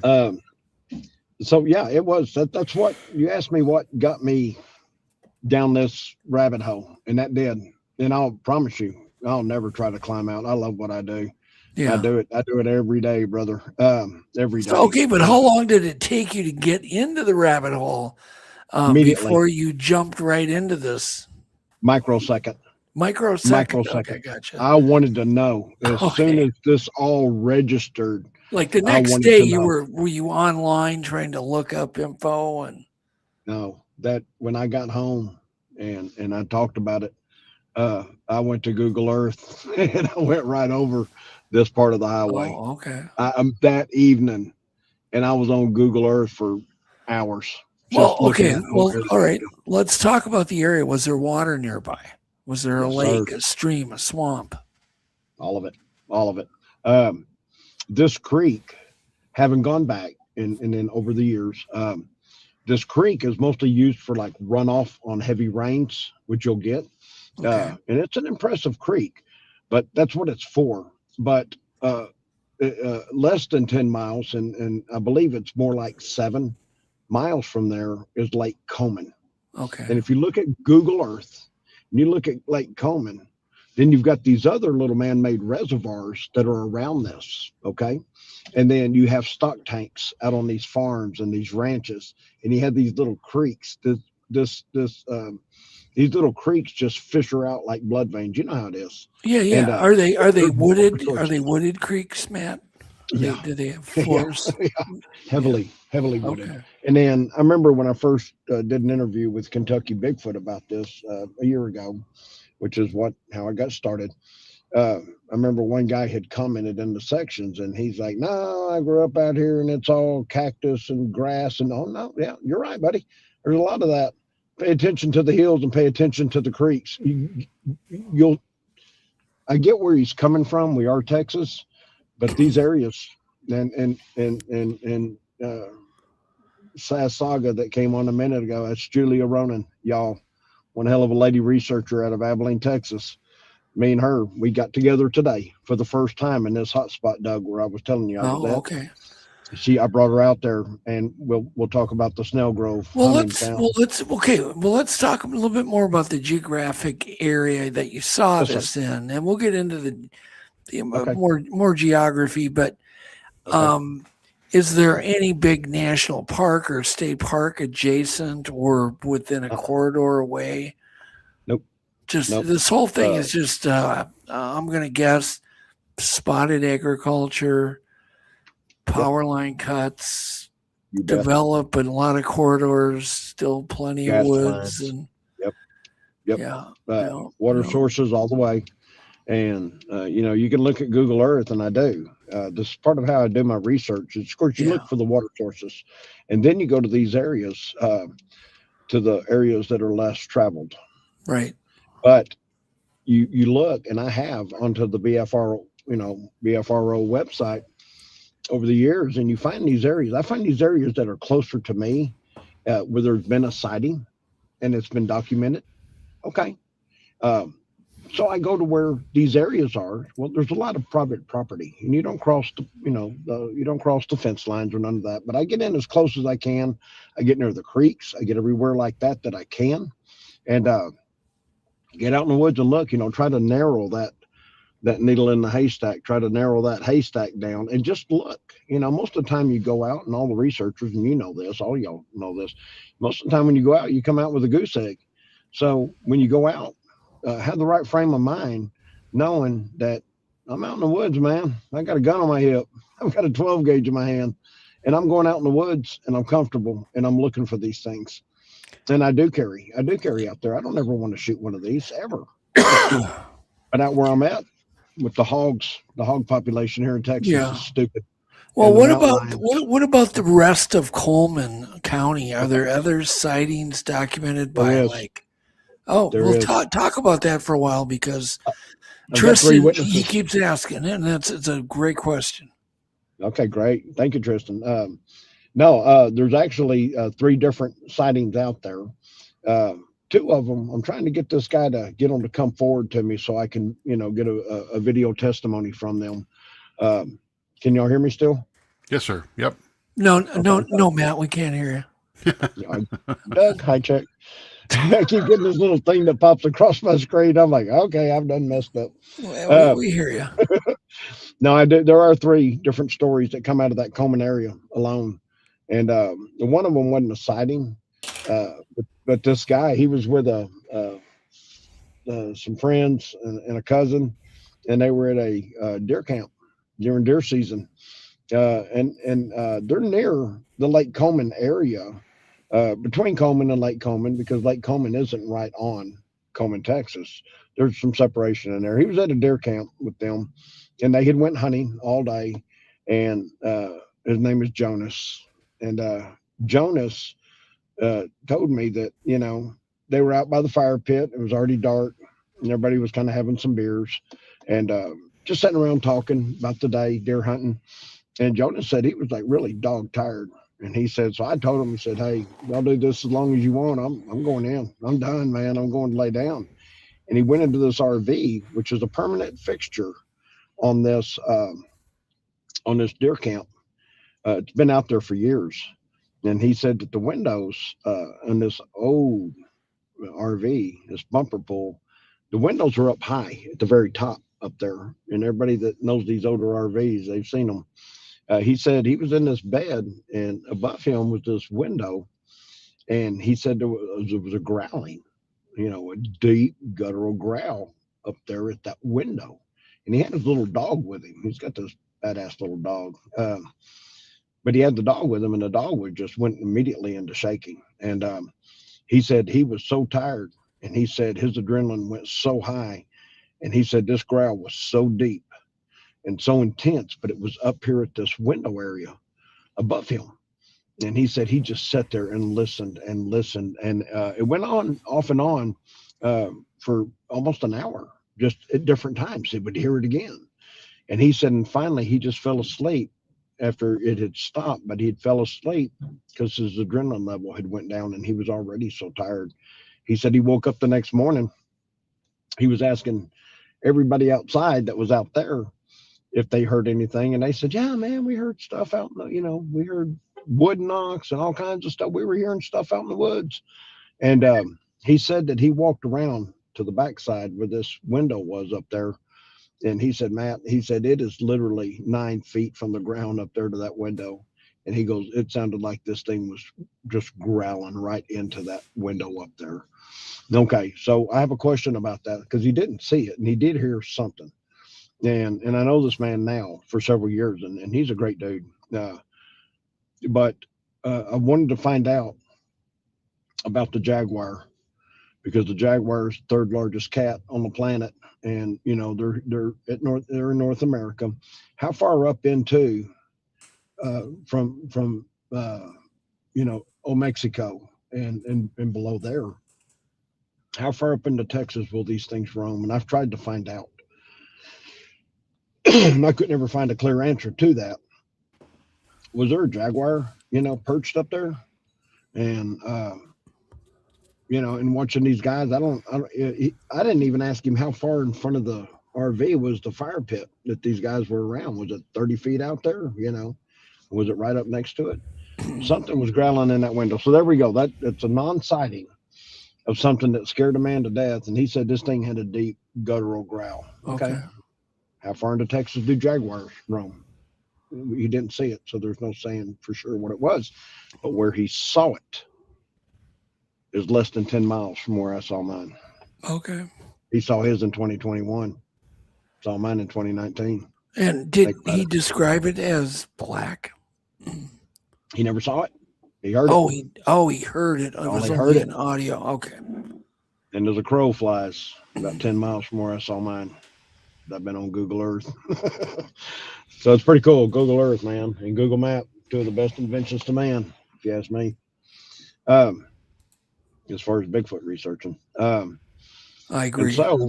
And then there's 2 more other stories out of that area where a farmer or rancher, I've got to get with the guy again, told a lady that he shot one. He shot one out there. It was on his property at night, and he shot it. And I asked him, I said, does he know he hit it? And he goes, well, what she told me is he just said that he shot one. That was the end of the story. And I asked him, would he reach out to that lady, and would you reach out to that man? And would he be willing to come forward and talk to me? So we can maybe get this thing, with a little more attention to it. That's where that story ended, but it's a story, and we all know that. It's another story, which adds, it adds to the puzzle. Every story does. And then there was a female out there, and I can't really say what she does, but she works all over that part of the country, traveling, doing what she does. And she had a road crossing of one. And then that was in Coleman County. That's just one county. There's so many here in Texas. It goes on and on and on. And so, yeah, it is an active county, in my opinion. And there's water sources everywhere. And they continue all the way to the coast. Water sources are all over the planet. And those are the ones that we can see. It's not even counting the underground aquifers that come up and go back down, Well, Matt, yeah. The fact that there's a couple of reports Yep. probably indicates there's been 200 encounters. Yeah, you're right. If you know what I mean, yeah. I do. Because people don't report things. So if there's 2, I always kind of calculate there's 100 more. Hey, took me 6 years. Yep. Yeah. Yeah, exactly. I mean, there could be as many as 200. I mean, people, just a small percentage ever report it. Is your sighting in the BFRO? It is now. Yeah. Oh, yeah. But how long did it take for it to go in there? Probably immediately, I guess, after I came forward. Oh, you and did? the interview. Okay. Well, good Charlie Raymond. Yeah, we did the interview. Yeah. Well, good for you. I did, and he put it out there on YouTube. People can see it. Yeah. Charlie is an amazing researcher, who also gets stories out and shares, with people, which is so important to share. So the next guy that's driving down that highway hears your story, he's more likely to report it. Sure. Well, and even if it's not that highway, it's any highway, people. You get around these wooded areas, I went to Kentucky at the end of the month for the Red River Gorge Festival, Bigfoot Festival. And man, I'm telling you, brother, where I live out here in Central Texas, it's pretty. It's what I grew up in. But man, when you start heading that way, and you start getting into Arkansas and Tennessee, and you get into around Memphis and Nashville, and on into Kentucky, man, Bowling Green, beautiful town, and then gorgeous, just gorgeous. And I'm looking there, and I'm like, these things have got to be everywhere. These things have got to be everywhere. And anyway, just it don't take much. Animal camouflage, we all know about it. If they don't move, we don't see them. Yeah, right. Okay, so let's go into your research. Okay. And we can jump around, Matt. I don't care. But so you're currently had a find on your car, and you want to let's talk about that. What's your current situation? Okay, and a lot of people know about it, of course. A lot of people maybe listening tonight haven't even seen it. And I sent these pictures to you, Jeff, the handprint, and you can throw them up if you want. This was April the 19th, and I was out in this hotspot that I've been working since January. The whole year I've been working this area. No, blow it up, Jeff, too. Yes. Sorry, Matt. No, that's fine. Please. You can see all the detail in this. Yeah, they definitely look fake, Matt. Oh yeah, I'm joking. Yeah, it's Dr. pretty Maria hard. Mayer, you know, she looked at it. She was pretty intrigued looking at it. Yeah, it's Lindsay that's Raymond. Why I love these kind of absolutely this type of evidence, because there's so much detail. There is, and that Lindsay Raymond, she's 20 years. Look at the size of that thing, man. And this is from what I believe is a female. And I had talked to you about that, Doug. Yeah. I believe on this property I have a female and I have a young one. I have two different track sizes in multiple trackway locations that I keep finding almost every weekend since the third week in March, since March 21st. There's a lot of activity out there. A tree structure went up on a Thursday, of all things, discovered on a Friday. And I was out there on Saturday morning. Tree structure is impressive. And I sent Jeff that too, but very active. The tracks that I've been finding on this private property, where Julia Ronan went with me today. She really liked the place. She'll be back. The tracks to what I think is a female are 13 inches. They were the first tracks I found. That was on March 21st. And like I said, almost every weekend since January, I've been on this property and researching, doing what we do, and found my first set of tracks. It was about a 35-yard long trackway. This is from another location, Jeff. I'm sorry. There's a picture, Jeff, where there's some steps that no, this is actually the best track I've ever found, but it's not at this location. Look at the broad heel. I love the broad heel. Dude, that's where you know it's not human. Yeah. And I went out, I found this near a reservoir, and another researcher knows the area really well. His name's Mike Smith. Me and him just reconnected. I've known Mike since he's younger than me, and I've known Mike since he was little. His older brother was one of my best friends growing up. Mike's a big researcher, very knowledgeable too. He knows this area out by this reservoir where we live. This is about 11.5-inch track. I went out on a Sunday morning, Doug, on a whim, just to go look for tracks, right? Like we do. Just off I went. Didn't have any of my casting material, nothing with me. There's water in that print still. That's a right foot. You can see how the right toe, it's divergent to the outside, which is normal. And then if you look at the front toes, when you look at this in person, like I did, it's like you can see where the toes actually grab the mud. Well, the proper term is an unshod foot. Okay. It's a creature or humanoid that never wore shoes. So the toes will splay out sometimes. Yes, and you can see it. And you can see where these toes hit and kind of grab. You can see where they kind of grab. And it's pretty cool. And then there's water in it. And if you can pull back on that just a little bit, Jeff, pull away from that just a hair. Okay. So you can look at the heel. It's not a human track. And anybody that's ever seen these tracks, this is not a human track. A human track, you're going to have your toes, you're going to have your little pad, you're going to have your little scrawny, because your arch in your foot's going to come around like a little question mark and leave a little pad where your heel is. Yeah. These are flat-footed creatures with a mid-tarsal break, and they're born this way. When these things get up, 700, 800, 900, 1,000 pounds. Some people say 1,200, 1,300 pounds. An arch won't support that. Dr. Meldrum was a firm believer in that evolutionary formation of that foot. And then what's left behind, Cliff Barrickman says it's the damage to the ground. And he's right. That's what a footprint is. It's what was left behind. And the morphology in these prints, the metatarsal break and the way it, like I said, the toes look like you can see where they grab, and then it brings up this little hump of dirt. That's your metatarsal break, and they're easy to find for me now. But once you've seen them, you can find them everywhere if you're in the right spot and you get lucky. Got to get lucky. Now, I found. Well, let's go back to the handprint. Put the handprint up. So sorry. Again. Ooh, I get excited. And leave it. I know you do. It's all right. Maybe zoom out so we can see the whole thing. Yeah, some people. There we go. Some people have mentioned they wanted to see the thumb location. Yep. And now, Charlie Raymond's wife, Lindsay, is a fingerprint expert. She's retired. She was I realize.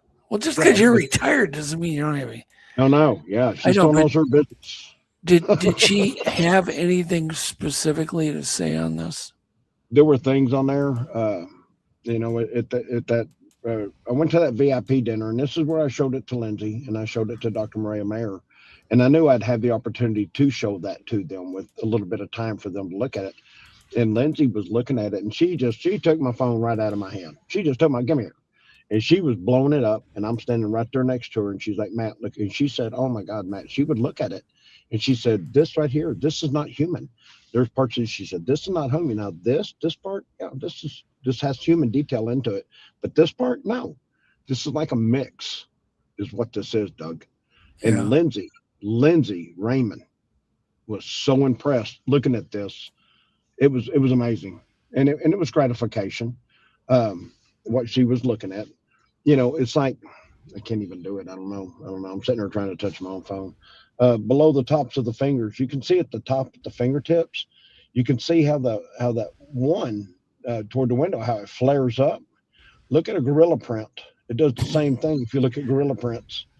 Well, here's my comment, Matt. I know we're on a kind of a delay, but my comment is so often on Bigfoot handprints, we see at the end comes to kind of a point for some reason.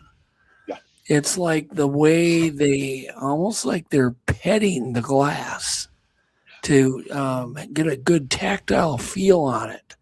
Right. And so they leave these little points at the end of their fingertips where when you look at a human print, that never occurs. No. I've never seen it. I always see it on Bigfoot prints consistently, that little tip, that little, that point. Yeah. And it almost looks like a fingernail or something like that, but I don't think that's what it's caused from. And Jeff, if you'll pull back on that, if that's the picture that shows the tip of the thumb, there's one next to my hand. No, there's another one very similar. You can see the thumb. On there, you can't see the thumb on that picture. That one. If you can bring that out, just bring it up a little, right there. Go back out a little bit. Now back up. Back up a little bit. With keep hitting the wrong button here. There we go. Okay. All right. So right there's good enough that people can see.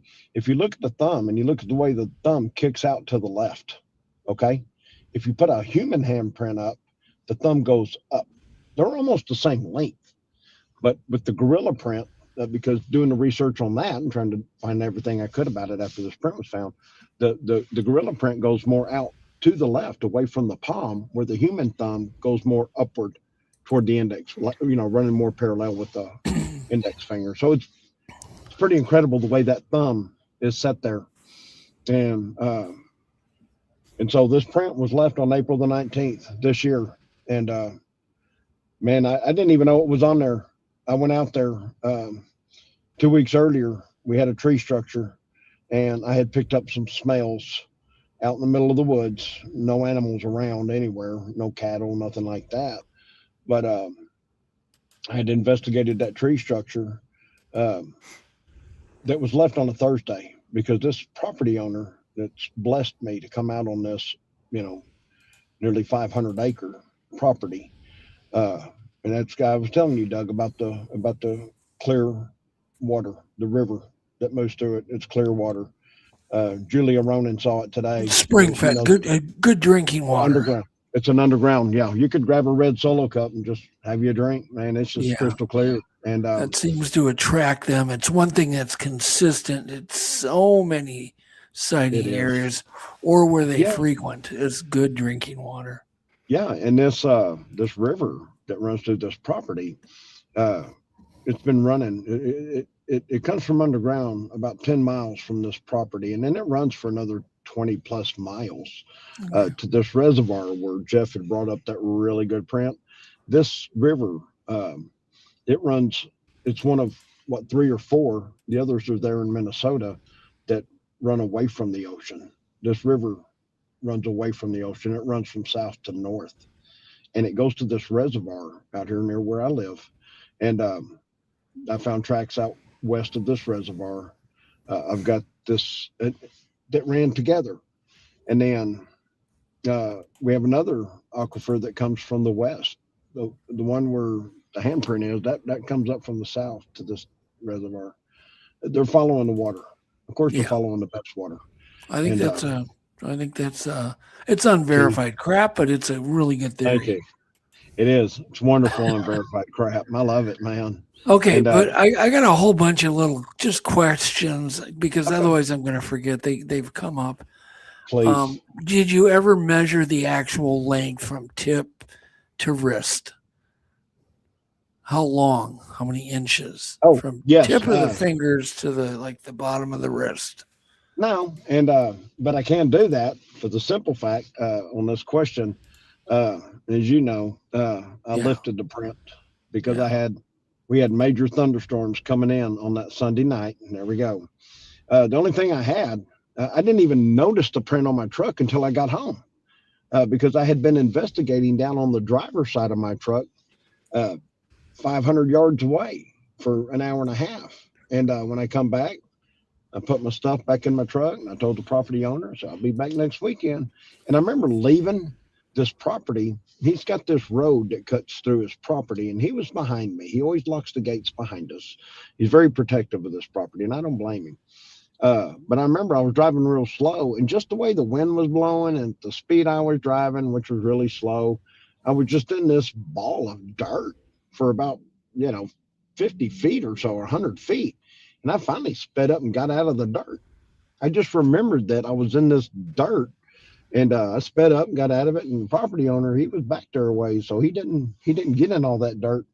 But that dirt on that road, that's what adhered to them oils. That's what got the print.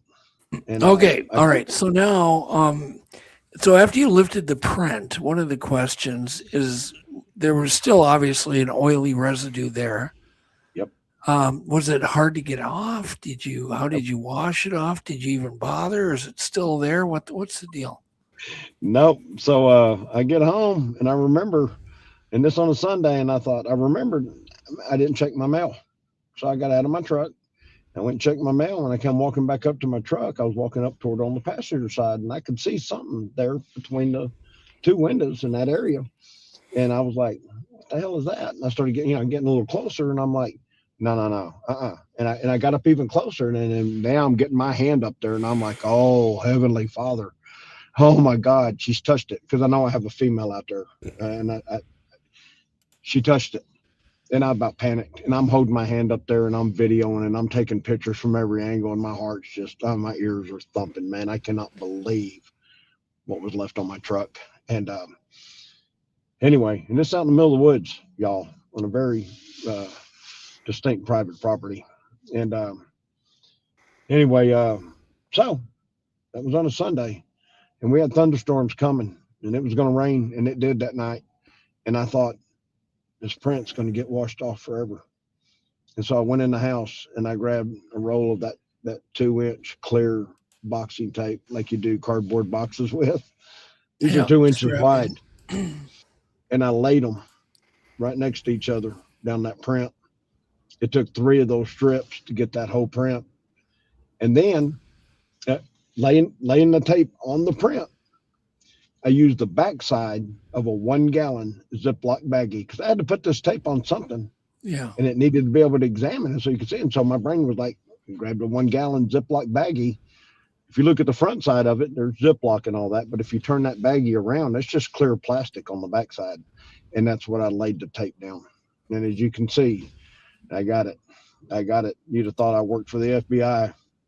Got all the detail. That's how I captured the print, my friend. And that's really when you cool. did, it is, Jeff. It's amazing. But somehow, Matt, I missed. I don't know how I missed it. Okay, go ahead. If I'm not listening close enough, but did you say it was okay after you lifted it? Was it still there? Did it still leave this greasy crap on your window? Nothing. Took it all. It came right off. All of it. Everything came right off, onto the back of that. I had that Ziploc baggie laying face down on the hood of my truck, man. And I'm peeling them off, and I'm being as careful as I can and get them laid out on there. Try not to touch the front side, of course, and got them laid on the bag. And nothing was left. When I peeled those off, nothing was left. You couldn't see any kind of residue. You couldn't see nothing. It was just like a clean spot on my truck. Well, that's kind of interesting. It is. It got it all. That the grease stuck to the dang the surface skin lip had stuck to the tape. And when I got this done and got in the house, I wasn't in the house 15 seconds and the bottom fell out. It rained, and it rained all night, and it rained all day Monday. And I knew this thunderstorm was coming, and I was like, you're going to just let it do something, dude. If I had to use a little skinny 1-inch tape, I would have if it had took 20 of those to get it. But I didn't want it to just get washed away. And there you go. Got it right. Really cool. Got it captured. It is very cool. Very cool. And what are your theories as to why they touch glass? Mine are there's no surface like glass out in the woods. It's glossy. It's reflective. It's, I would imagine any animal is going to be tactile. They're going to want to touch. I've watched little kids do this. Yep. Anything new with a new kind of surface, they always have to touch it. They want to feel it. They want to feel, what does this carpet feel like? What is this surface? Especially kids under 3. Yep. And I think they're kind of like that. It's kind of my thought. I do too. And you're right. They can see the reflection in a calm water pool, on a river's edge or just a lake. They can see some of the reflection, but when they see things like this, you're right. They can see the reflection when they walk up, and they also figure out, I think, that they can see into a vehicle or a camper or whatever, or somebody's cabin window. But they do want to touch it because, like you said, there's nothing in nature that's smooth like that. Yeah. All right. I'm going to pause you because I got maybe a surprise. Okay. Jeff, can you put your email up in chat? Michael Waldy from Texas. He's a great researcher. He's also pulled an amazing print in Texas. Oh. And you haven't met Michael yet, have you? No, sir. No. Okay. Let's I don't know if you're willing to come on, Michael, if you're listening, but Jeff is going to put, there it is. It's right there. Jeff P at UntouldRadioAM.com. Send him your email and Jeff will send you a join link and you're welcome to join Michael. I'd love you to meet Matt, and Matt, you should meet Michael. Trust me. Absolutely, buddy. And why not do it here right on Untold Radio? Okay. Just because he pulled a print of prints. He pulled a face print. Oh, crap. Of the whole face. Oh, crap. Oh, it's interesting. So, Michael, if you're willing to come on, we don't care if you're in your car. We don't care if it's dark. We don't care. Even if you just want to come on with audio, that's cool. Yeah, car pass. I talked to Michael yesterday, and I was with a group of people at a table. We were having dinner, and Michael called me. I answered, and I introduced Michael as the man who had more testosterone in his body than any man on earth. So there you go. So I don't know if he's. That's amazing. Yeah, no, he's an amazing researcher, and he just released a little documentary that he's got out on YouTube, and he's been amazed at the numbers. There's a lot of interest, Matt, in Texas and Bigfoot. You wouldn't think they'd go together at all, but there is so much activity down there, and amazing. People go nuts for information on Texas and Bigfoot. And I don't know what the deal is. I'm one of them. I can't even explain it. See if I can get some light on the subject here. How's that? Oh yeah, there you go. You get the whole I bet good. I bet that's going to bring the I think we're cops going in. to make everybody do car casting. I think everybody. It's pretty good. I like it. Your audio's great too. You sound good. Yeah, your audio's awesome. That's excellent. That's excellent. I'm so You glad. sound like you're in a sound booth. Yeah. Oh that boy, sounds good. Because cars they're very airtight. So anyhow, okay. So yeah, I do want to meet him. That'd be amazing. Yeah, let's just information. You can't get enough. No, you need to know Michael. You guys remind me of each other, actually. You could be bros. Easy. Okay. Right. So what is it about your research area that they're drawn to besides water? Is there a lot of game there? A lot of food, berries, dogs? What is it? Walnuts. Walnut. Oh. Walnut holes. Yeah. That's right. Julia Ronan found plenty of them today, scattered about. Walnut. Are these wild walnut trees? Yes, sir. Yes, sir. And these are pecan trees are there. And of course, we got the live oaks. It's just amazing on this property and this part of the state where I go. Like I said, when you're coming out of the El Paso and Midland, Odessa area, that way, Lubbock and that, you're coming out of the desert, literally.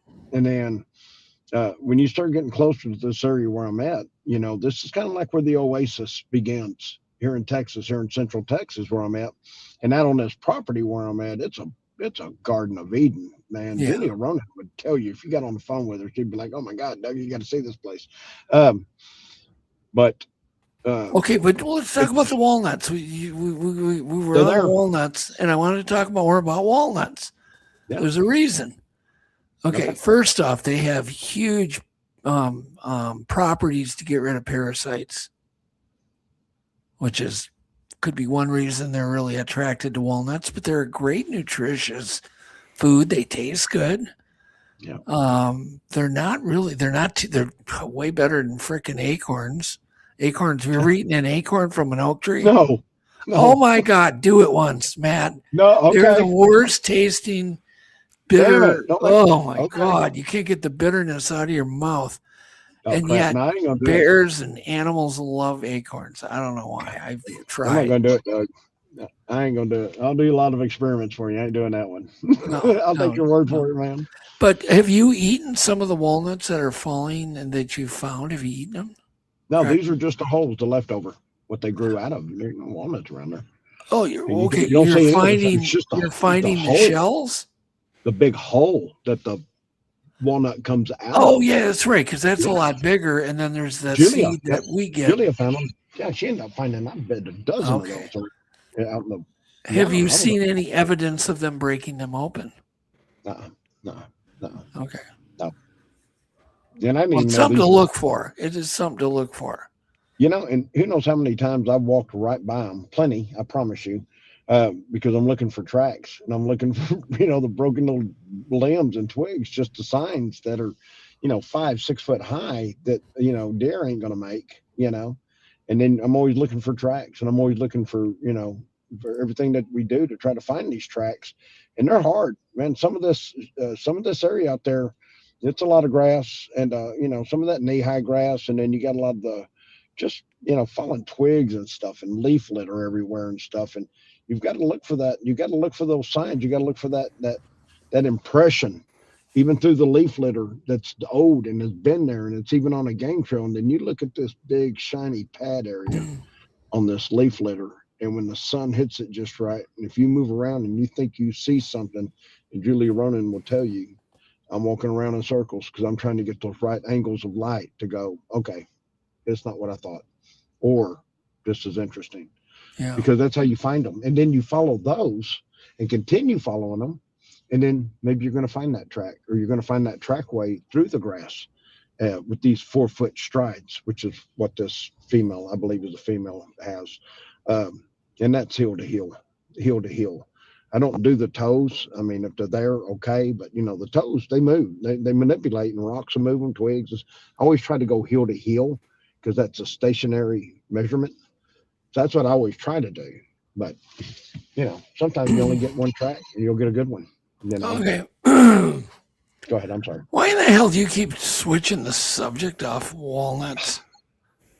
I'm telling you, I got ADHD, man. I can amp up. I think we all do. Yeah. So do yeah, I. you're right, Jeff. You're right, Jeff. So we all do do. I. Okay. We all do. But okay. I don't even remember. Hold on. Walnuts. Oh man, my voice Walnuts. is going out bad. Nutritional value.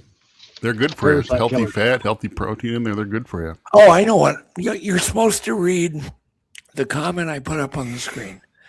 It says, it's from Carl Supp. He goes, from Long Island, he found a black walnut that had been bitten in half, and the tooth width was incredible. Oh, boy.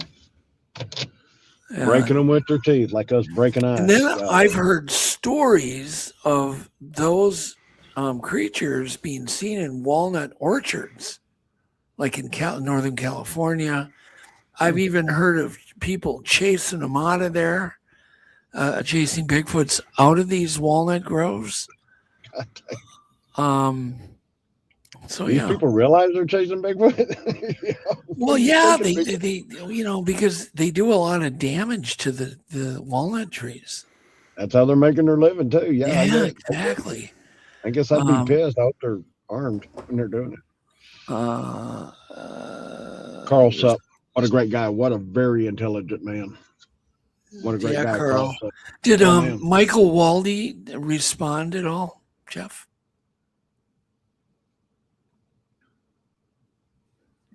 I don't think. Jeff, your mic's off. He's like, oh, I had it off because I coughed. I had the cough button off for coughing. Yeah, no, nothing for Michael. Oh, okay. Well, maybe he. Well, and maybe if Michael reaches out to you and gets his email to y'all, then Jeff, Well, keep checking, Jeff, to see if you get an email from him. Yeah. Maybe I'll check my phone too here. Here, let me do this. Maybe he doesn't even know we do that. I'll text him. Okay.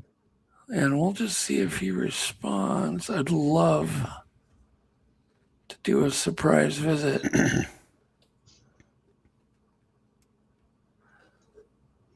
I'm texting. Sorry. Excuse me. Oh, quite all right. Take your time. I keep having to turn the cough button on. Put your email address back up, and we'll put it up on the screen. Sure. There we go. Or text me the join link, and I'll send it to him right on his phone. Sure, I'll do that. Give me a I'll minute. do that right now. Oh, he goes, sorry. Unpacking from a trip and currently just noticed laptop is misplaced. Use your phone, Michael. You don't need a laptop. We don't care. We can even do audio only. Just we'll get you a join link, and you can even have your camera off. Hell, we got one guy in a car already. We don't care. Hey, as long as it's not from the bathroom, we're good. No interviews while you're sitting on the pot. No, hang up. I'm not talking about you. I'm just like, I'm waiting. That's someday that's going to happen. Buddy. All right, walnut. Joshua says walnut trees grow fast, which I did not know. I just don't know that much about walnuts. And here's Joshua. It says again. He's got walnut trees growing, baby pecan trees. Oh, okay. So there you go. This is the unverified crap car cast. Love it. That's it. Yes, so, it is. Okay. Yes, it is. So how often do you go researching? And you tried something the other night that has never been tried. I did. And you know what the hell I'm talking about. Yes, I Do you want buddy. to talk about that? First, part one, how often you go out? Part one, I go out almost every weekend. Okay. Weather permitting, but I go a lot. I love being in the woods. A lot.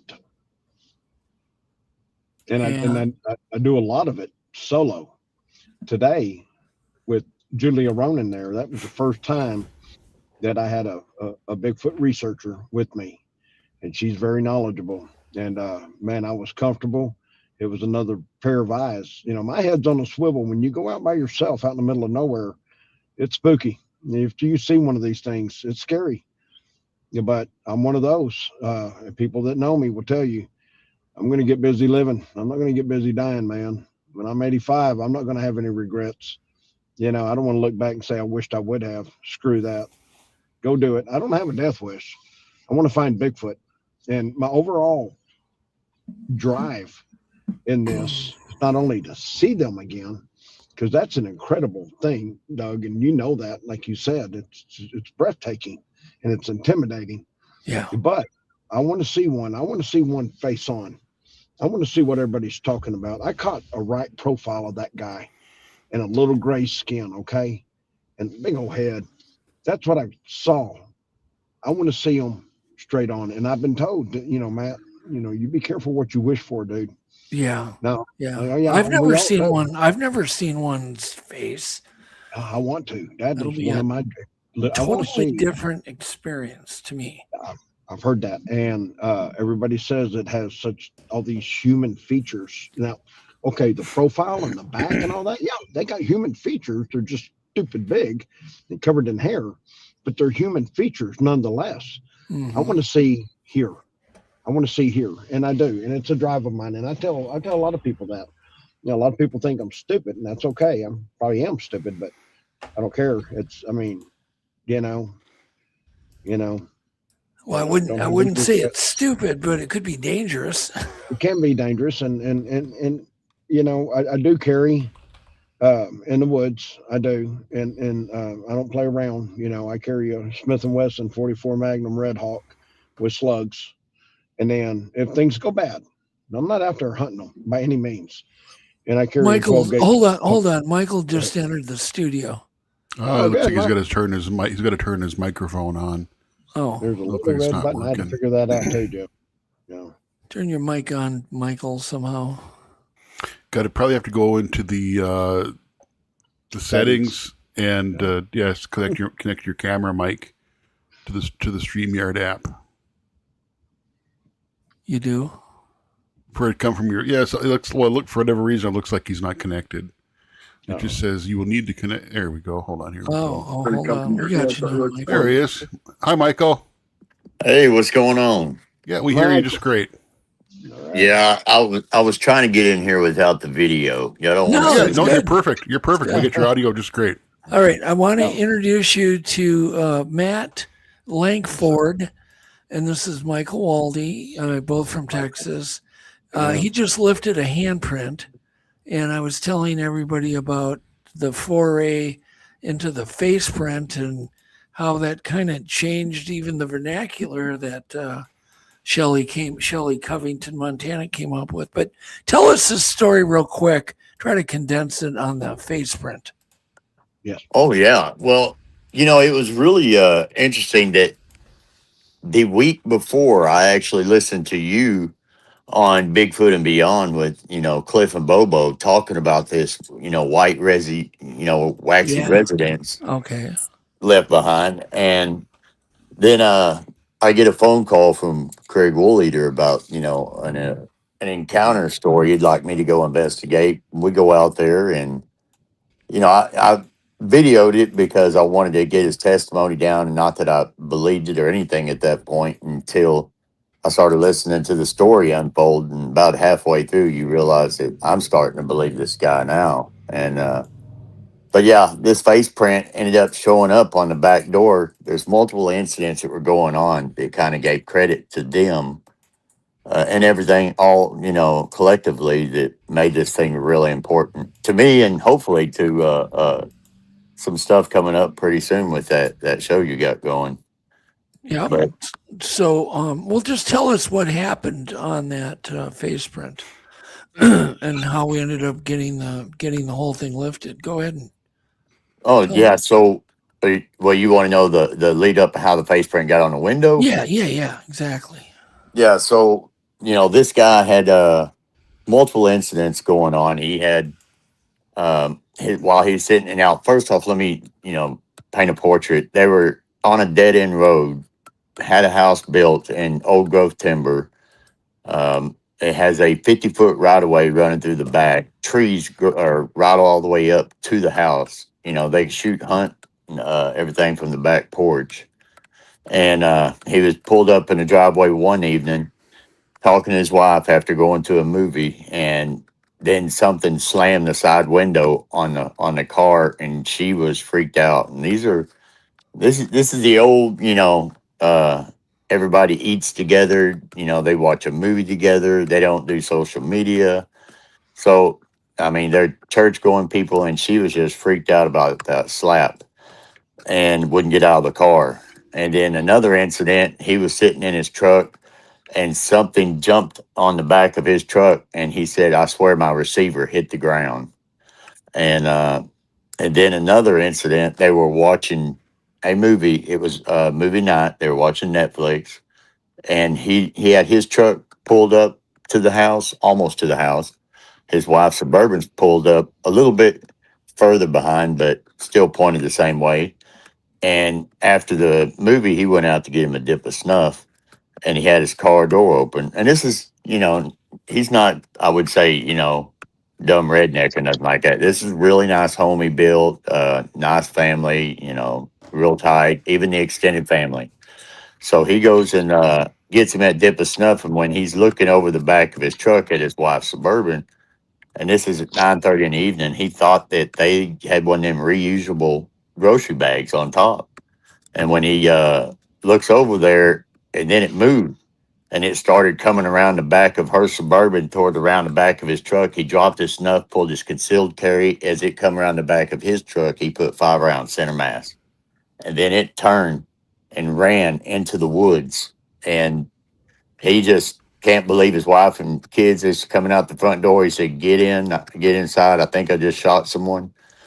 And in his testimony that I recorded, he said, I think somebody's trying to rob me. And his wife corrected him. He said, no, you said, I think I shot someone. And so they go inside. He goes in, calls the extended family. They're hauling ass over there with shotguns and, spotlights. And meanwhile, they go out and they grid search, and they found a little bit of blood. Didn't know the importance of it at the time, but sheriff and everything was involved. Then now march on, there's little things that were happening, like some big rocks he had down there holding up a deer feeder to keep it from flipping over, got moved right back up to the house. And then the extended family. Now, if you can, one more time, let me paint a picture. When you're out doing Bigfoot research, some of the things that that attract them are 50-foot right of way, water source, chicken coop, kids playing. All this was going on, and this is what's at his place. Oh, and Michael, it was a new home built in a forested area that they had to remove some trees, so it may have been their home prior. Okay, so yeah, let me say that too. That's not that, like, immediately after that shooting, he took a dozer and cleared the trees around that house to give it a little bit more open area. And he put up lights like you see at a soccer field that light that thing up at night, and it stays lit. And it's not like security motion lights. It stays lit outside. Nobody's, going to be scared of the dark over there going to their car. But after the extended family was, over for the weekend, the next morning, now mind you, during that time of the shooting and stuff, there was no blinds or anything on this nice 2-story house. It's in the country by itself. It don't need none. But there's no blinds or anything like that. After that, he put blinds up all through the house, except for the French, the doors on the back. And when he goes and, let me get back to where I was. So the extended family had left for the weekend. And on Monday, the wife looks at the back door and notices that her clean, because she cleans it, the back glass had a face print all the way at the top, right there at the very top of the glass. And in measuring that, the Cupid's bow on your lip would be 6 feet 3 inches off the ground. So they automatically they're scared, well, they have been for a minute. And that's where we get called into it. And I come over and check out this. And immediately when I see this, I'm thinking Doug and that white residue left behind from handprints and face prints. So Cliff happens to be coming into town for the Texas Bigfoot conference. This is all, there's such a coincidence. All of it. Coming into town that next weekend. And then if there's anybody I know, and that this will work for you, Matt, anybody, that you need to know that has talent in lifting prints or any kind of taking the citizen science angle, Shelley Covington, Montana. She is. Yeah. And so I called her and we got her there to, dust and lift that print. Cliff was there to do the collection. Wow. We put it on display. I took the whole back glass out of that door. I preserved it by going up there immediately after it happened. And so Matt, in the audience, they gave Michael the entire door, this big patio window. So he takes the whole patio window with him. Michael, that's devotion, right? They want answers. It is devotion. And in 2021 at the Texas Bigfoot Convention, I was there, and that's when I met Shelley Covington. And wow, what a lady! And her presentation is off the hook. And she told this story with her and Cliff Bertman working collectively to get the sebum, the oils off of this door. Okay. And so, Michael, what year did this incident happen? This was in 2020. But yeah, it would have been the year before. And we actually put that door up there, and we had it in the back room. We because it's glass. We flipped it face down and put a UV light underneath it. And let one table at a time, no phones or anything, come through and look at the door. Wow, isn't that crazy? I remember going down real time.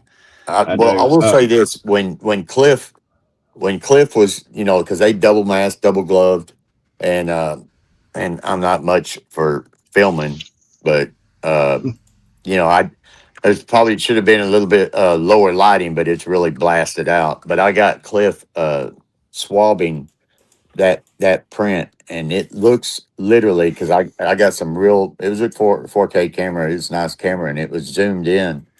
And that stuff looked like he was swabbing Vaseline. It was just raking across the oil.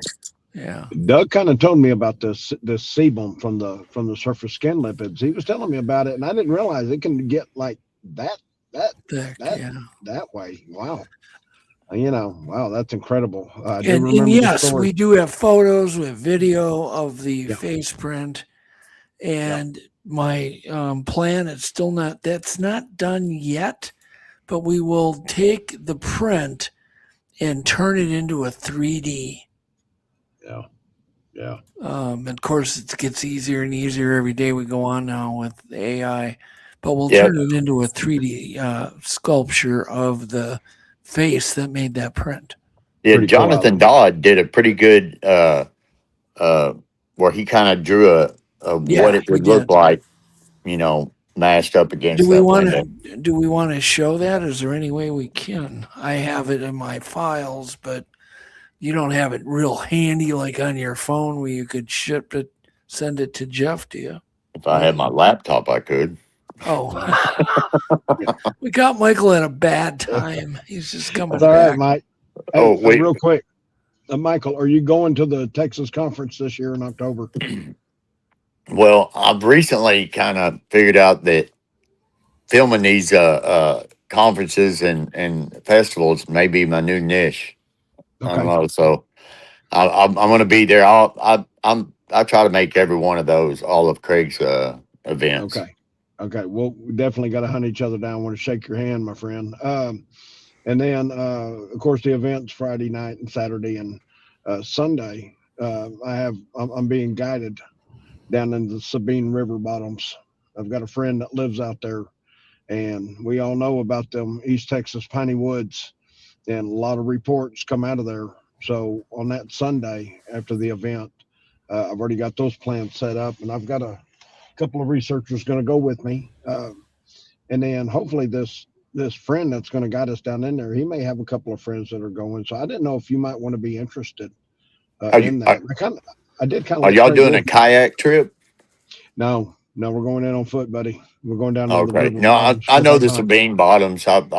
We've kayaked it at night. That's a beautiful place. Well, for us, it's beautiful. To everybody else, it's scary as falk. It is. And the stories I've heard coming out of there. So if me and you end up, and we will, well, I'll see you the third week in October. If you're interested in that, safety in numbers, buddy. If you want to go, what are you going to tell you no? Well, that's what interested me when I was watching yours is, I was looking for my laptop. I do a lot of that solo hiking, and I was up to, matter of fact, I just got back from that area tonight. But I do like that solo hike when you're vulnerable, and I had a lot of stuff happening while you're by yourself. You do. I had gotten a really, I had went to this area. I found a tremendous tree break. I sent those to you, Jeff. There's a tree break. There's two different pictures. Okay. And this is like a 2.5, 3 inch sapling, but this is almost at the 6 foot level. And all the trees around it, of course, there's no damage. And if Jeff can pull those pictures up, this tree would just snap straight over. And on this particular side of the creek where this happened, yes, you can see up here at the top of the tree, if you can zoom that in, you can see how big around this tree is. This was a straight snap. Nothing else around it was broken. That's what caught my attention when I went into this area. And this area I went into right here, as a crow flies, is 1.5 miles, maybe 2 miles at the most from a documented sighting out here on this western aquifer that runs in this way. So of course I'm out in this area, and that's where I'm looking. You try to make the haystack a little smaller when you go out looking for the needles here. And so on the other side of the creek, about not even 2 months later, I started researching the other side of the creek, because you can get to it without getting on the private properties. I get back in there, and I bet I don't know, 3/4 of a mile in. I wasn't a mile in, and I was about 3/4 of a mile in. And it does get spooky, and we all know, Michael, what I'm talking. It gets spooky on these solo deals. And I reached out to Charlie Raymond. I reached out to Daryl Denton in Tennessee, and I told them that this tree knock that I got, and it wasn't any closer than 100 yards, maybe 150 yards out.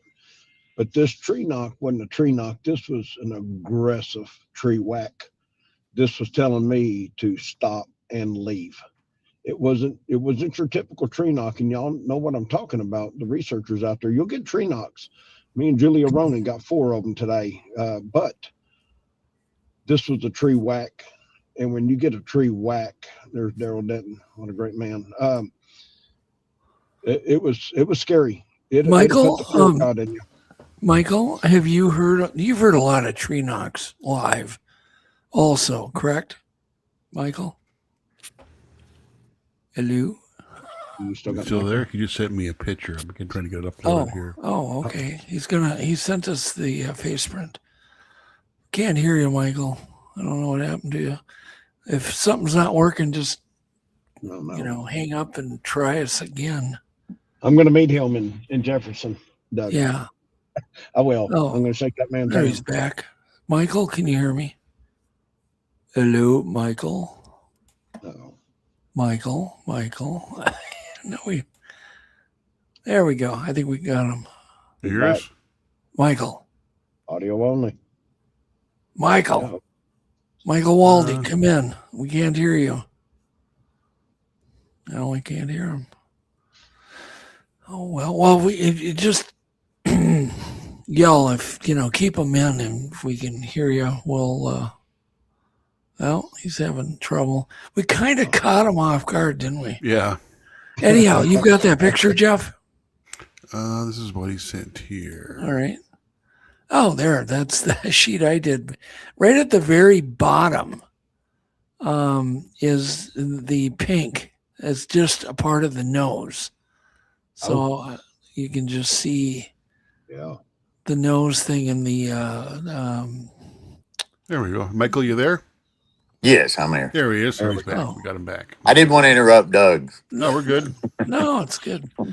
And there's just the nose and the what do you call that thing right above the lip? Cupid's bow. Cupid's bow, yes. Yeah. Such a cute name. And the Cupid's bow. We don't have the whole. I don't think I have the whole face print. Look at that on that sheet, but you can see how white, and that's not dust, Matt. That's just the skin oil. Holy smokes! Yeah, it's pretty crazy. Yeah, immediately I went over there and I took old paper plates and went over the face print and taped it up so it wouldn't have any contamination. But nowadays, you know, they can separate out them DNA, you know, from person to person. They can. Oh, go back to that sheet. I want to show Matt something. You see the handprint there, the whole handprint with the fingers. Yep. Once again, you see the kind of point. It's like they're stroking the glass. It is. They're always stroking that glass to kind of touch it. And there's something about that too, Doug, because if you look at a gorilla handprint and you look at the way the fingers are anyway, they taper almost to a point anyway. Right. So if they're moving, then yeah, you're definitely going to get that left behind. Yeah. And yeah, mine did. And then, man, that face print is unreal. And Michael, you just came out with a little documentary. Do you want to pitch that to the audience so they can find it? Not that you need any more views, but go ahead. Yeah, well, they say when you put your first video out, you know, don't get upset, don't quit. Well, now I'm really apprehensive about doing a second one because I don't know if it'll compete with the first. Well, what's the name of it and how can people find it? It's on YouTube. Texas. Yeah, it's on Texas Bigfoot Rangers. And it's the Legend of Boggy Creek Bigfoot research team. And it was basically kind of like a first person experience to be able to go to the, you know, one of these festivals. Is the way I was, you know, envisioned it and put it out there. And it's matter of fact, that one video, I was out with some guys this weekend and he says, we're going to be out here on this camping trip and your first video is going to hit monetization level. And it did. Matter of fact, while I was watching this show. Wow. Amen. There's a link to the show he's talking about. Oh, there you go, Michael. Texas We Bigfoot put up your Rangers, show Legend of link. Boggy Creek. Yep. Yeah. And it's funny that Michael's talking about that because I won't do it again, drove to Kentucky from Texas. That's 2 solid days. And I know Doug has talked about driving across country. We're too old for this. I'm flying from my own butt. On the way back, after the Red River Gorge Festival, you know, I went into Natchez Trace State Park in Tennessee, and I took a walkabout. That's spooky down in those woods. Well, I had reached out to Lyle Blackburn, and I asked him. I said, you know, I'm going back to Little Rock and Falk, Arkansas, is a little over 20 miles south of Falk. And I said, and I was staying the night in Little Rock. And I said, in the morning, I'm going out. You know, can you give me a good area to go look for while I'm at, you know, when I go down to Falk? And he sent me down into, God dang it, Alex Mercer Smith. Bayou.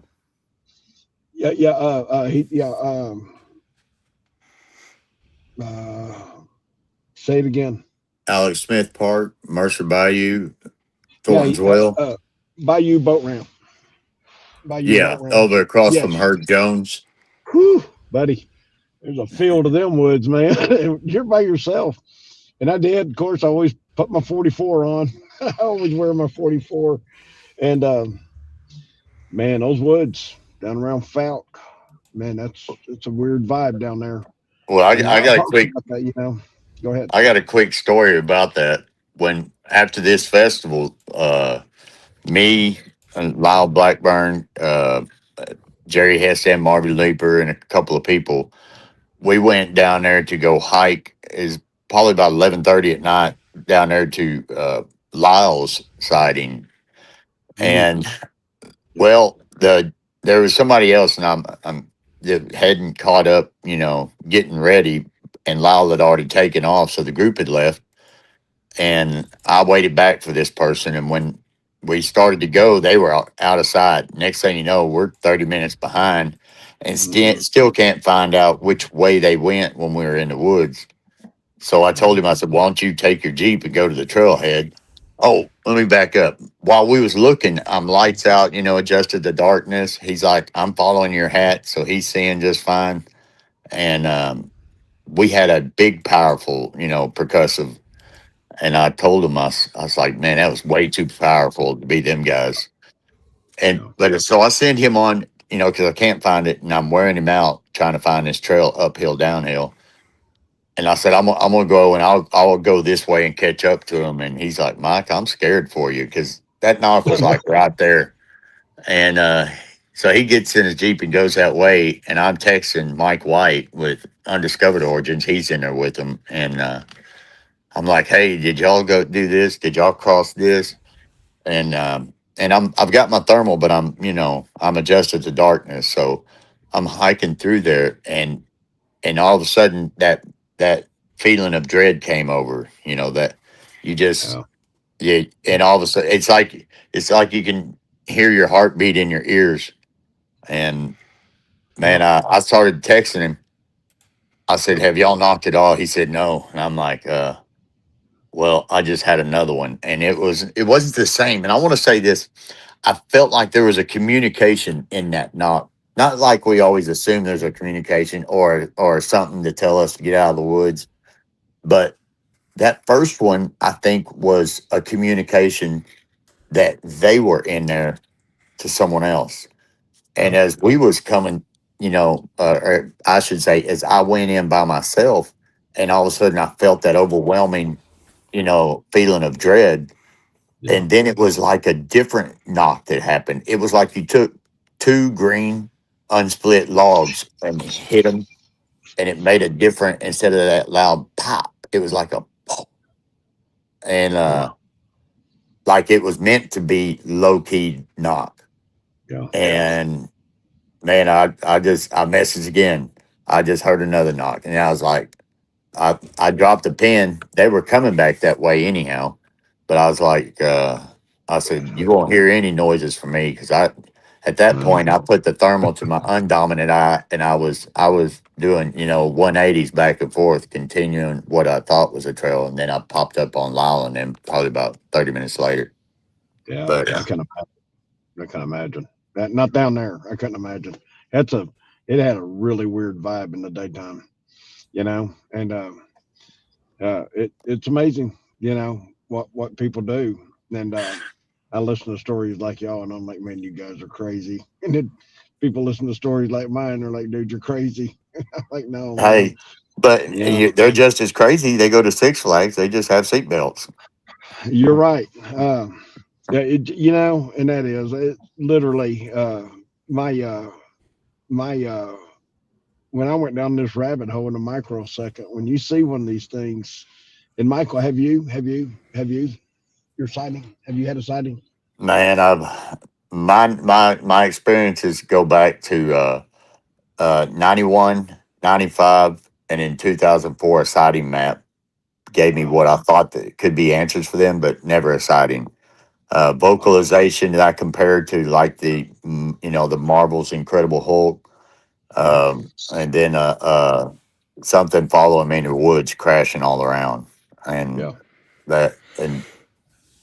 but I think we're running this show now, Matt. Everybody else left. Yeah, we're here. Gone. We're gone. Okay. We'll get them back. That's okay. We're here. We're here. Did the view count go up or what? Yeah. And that was kind of my deal. I've never had one growl at me. I've never had one grunt at me.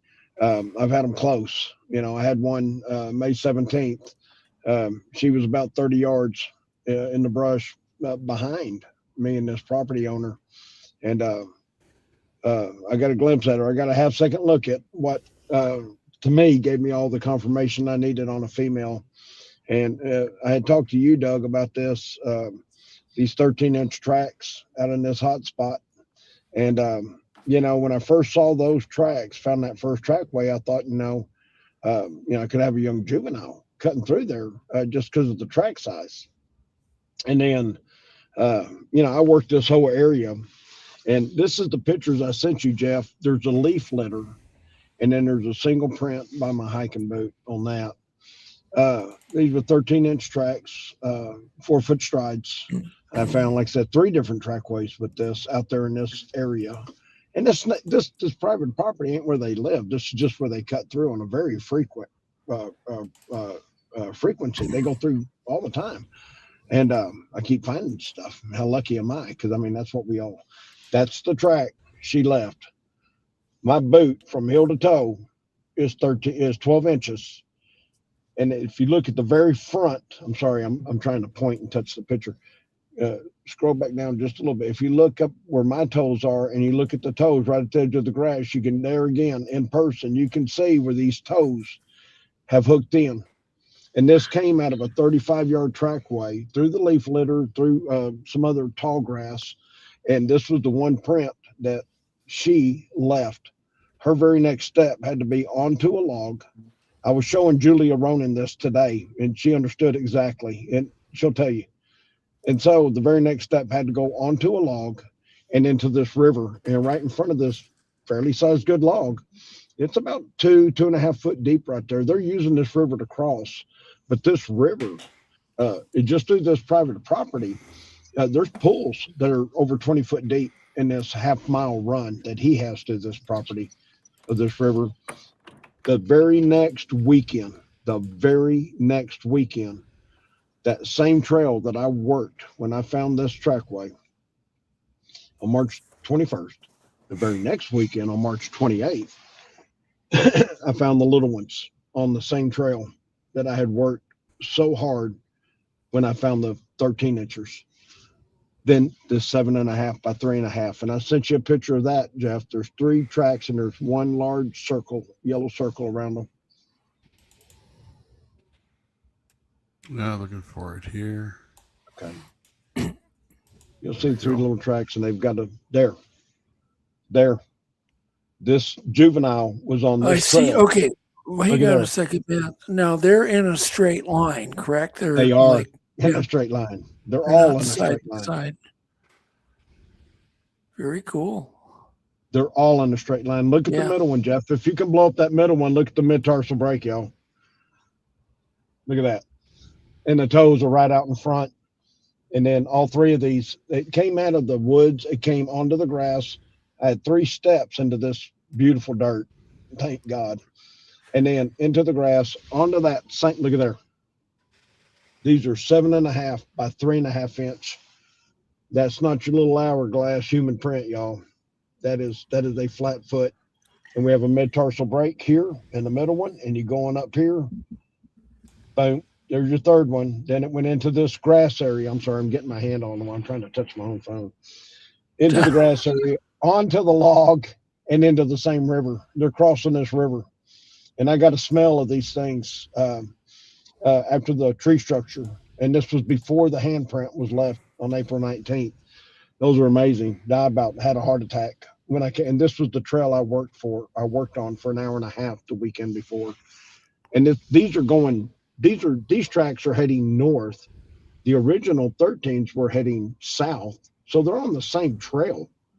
And they end up at this log, and the water's just shallow enough they can just step in there and just over to the other side. On the other side, that's all private property out there too.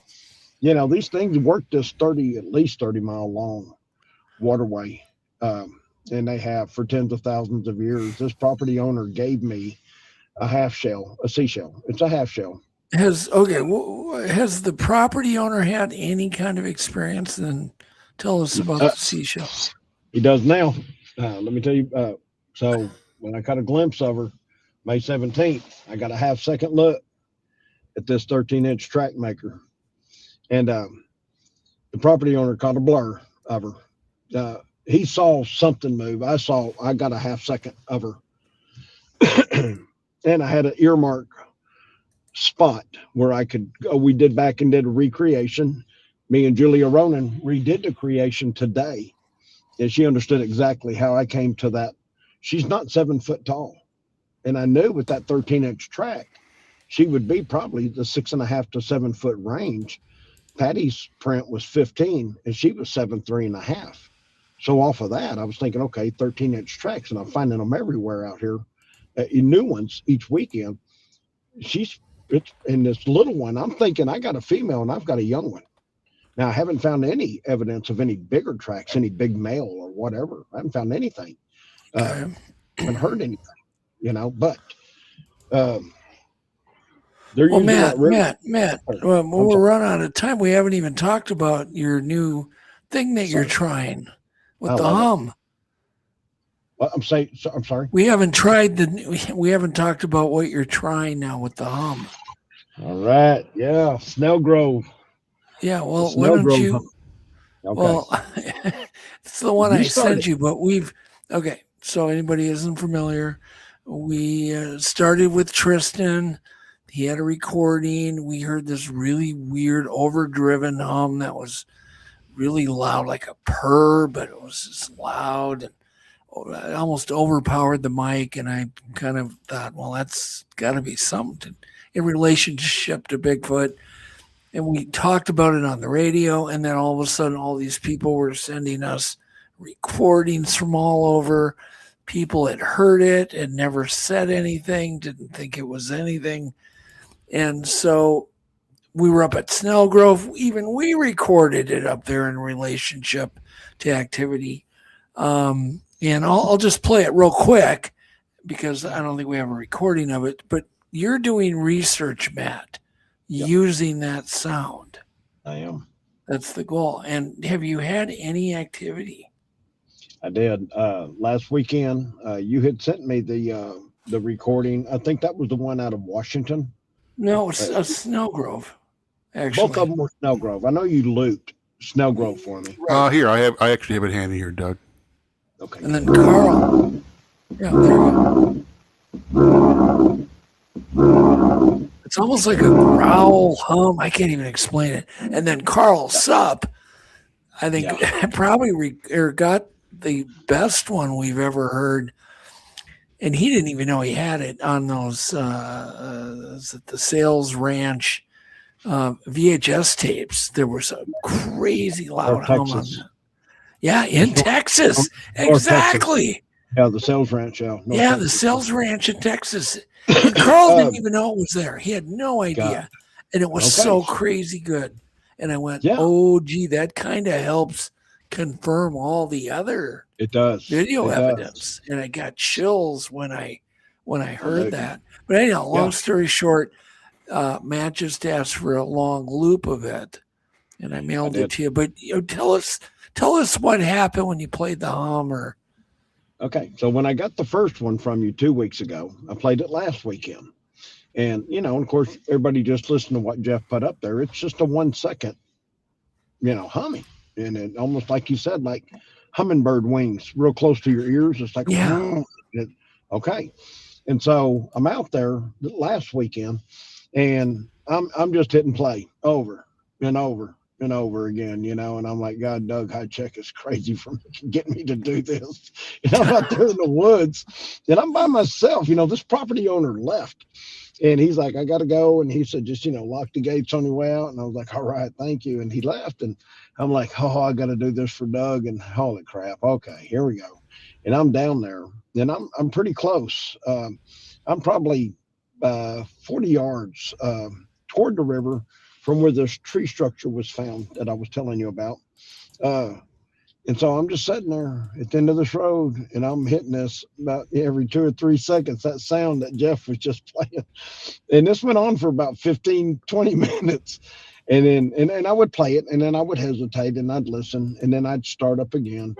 And went on for about 15, 20 minutes, and I wasn't getting anything. And I didn't. Are you playing this on a Bluetooth speaker or just your phone? No, just on my phone. And you got to remember, and me and Julia Ronan talked about this today. So I give up, and I head back up through the woods, heading back up to my truck, and I'm putting my stuff up, and hadn't heard anything.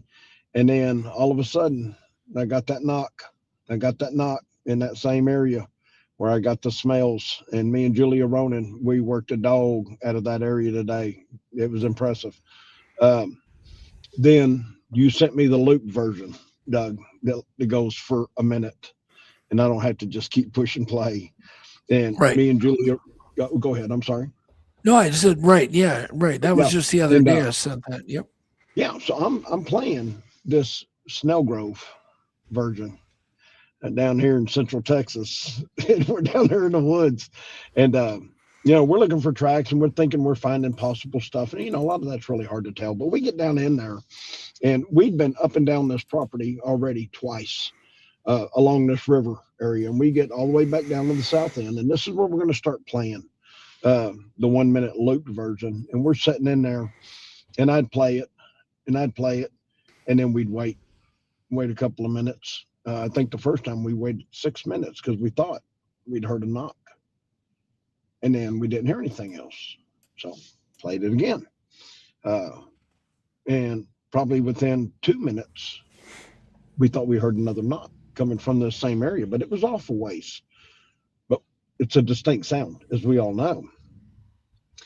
Played again. Didn't get anything else. So I told Julie, I said, okay, let's work our way down. Let's work our way down to the halfway point down this river, and let's find a spot away from the river, because the river runs. You can hear it. So we want to kind of get back away from the river a little bit, and we did. Push and play, and thought we heard another knock, another response, and then that was the only one we got there. And then we worked our way back down to the north end of this property as far as you can get, because then you're getting into the briars, and I've got a lot of trail to cut out, buddy. You can't get through there. That stuff will cut you to pieces. Anyway, so we get back in there as far as we can, and we're playing it again.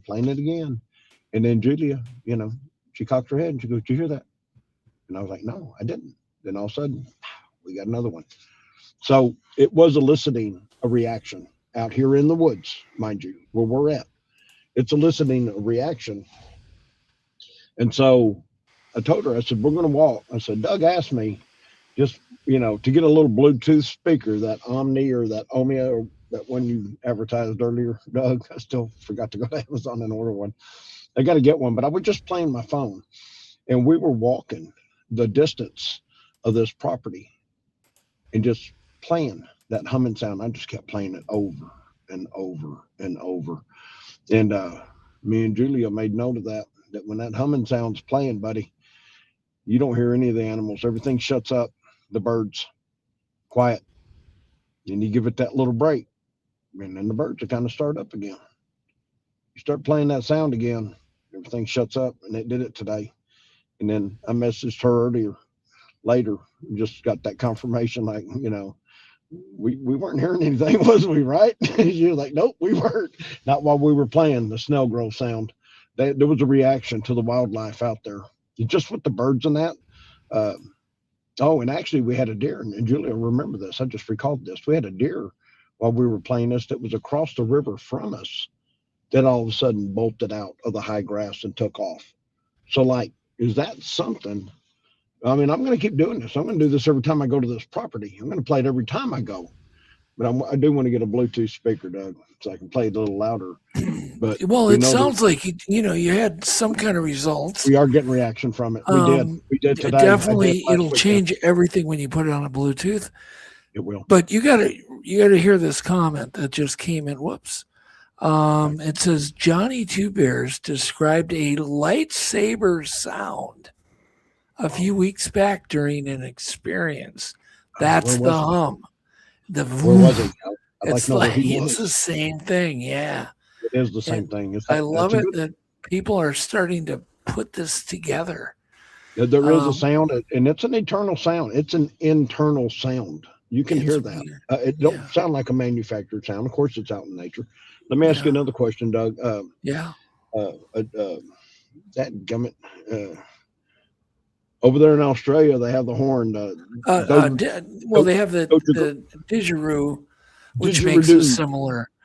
It does. It has that baritone. And then another thing they use in Australia that makes that same damn hum, and it's a twirling thing that I first saw in the Crocodile Dundee.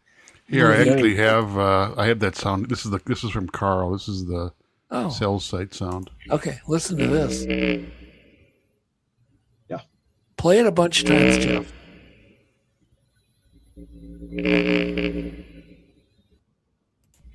That's the boar. That came off a VHS tape in a correlation between footage of Bigfoots. Wow. And and this was back in the whatever it was, the 90s. 80s. 80s or whatever the hell it was. I can't remember the year. Holy smokes. I got chills when that came. Yeah, I just got it. Yeah, and I'll get you that one. I keep asking Carl. Okay. Carl, send me that tape. I want to get it to Carl. Matt. I'll loop it, and I'll get it to you. I'll get it to Matt, and anybody else who wants me to email it to them. Jeff, put my email address up. It's Doug@UntouldRadioAM.com. Anybody wants that sound, I'll get it to them. Yeah, we're getting a reaction. We got them today. We got 4 definite wood knocks, or really 5 if you think about it. Pretty impressive. And so you get your attention when you're playing a sound coming out of Canada down here in Texas in the woods. But I want to thank a couple of people right now. Tristan, for sure, who played. We had him on our show and he played that recording. But also Chris Reinhardt, who's been playing with a similar frequency for years because he had action from it. And Chris pioneered, in his, at least in his area, and I never had heard about it. It's this, what he does is he records it off a very weird big tuning fork. And then he plays that and broadcasts it, so he doesn't have to carry around a tuning fork. But he's had a lot of crazy action with that too. But, so it's like a collective consciousness. Everybody's kind of, doing their own thing. But I love the lightsaber sound. You're right. That's a good. Play the sales one again, Jeff, and then the Snow Grove. Play that like 3 times. Then Snell. Texas. North Texas. No, Snell.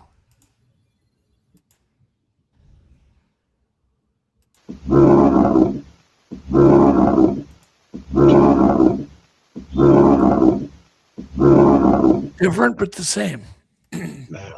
Yeah, and that Snow Grove, that's like throat. Well, you have like hours and hours of that. It's scary sitting there playing it, buddy. I promise you. When you know what you're playing. I don't know. But David Ellis calls it, because we can't quite classify it. He calls it the hum, buzz, purr. The Bigfoot hum, buzz, purr. Because purring is also known to calm things. And for years, we've all known humming to our kids. If you've got kids and you've had a baby and you rock them and hum to them, it calms them. And now there's new scientific studies that say that when you hum, it heals your body. Oh, well. That's been a proven scientific study. It heals your bones. It heals joints. It boosts your immune system. It gets rid of viruses. It's so weird. I'm like, wow, this stuff is all coming out. So there could be it's unverified, though. It's unverified crap. It's all verified crap. Yes, unverified it is. Crap. Love it. Hey, and all of it. Actually, everything. Even we haven't recorded the creature making that hum. We don't know where it comes from. Yeah, we're just assuming. It's logical, but right. Yeah. Well, like you said, everybody thought it was a grouse for a long time. Everybody thought it was the bird. They thought it was the grouse, and it's not a grouse. Yeah. And the sound also, these are big animals. These Bigfoot are big. it's a big species. I don't want to call them animals. I don't want to call them. I don't know. I haven't seen them, but it also, in that larger version, if you consolidate that down to the size of a cat and a purr, like when a cat will sit there and just purr. Yeah. Maybe you get something with these big baritone lungs and vocal cords. Maybe this is the sound you're going to get. Well, it could be, they could be doing it with their air sac. It could be vocal cords.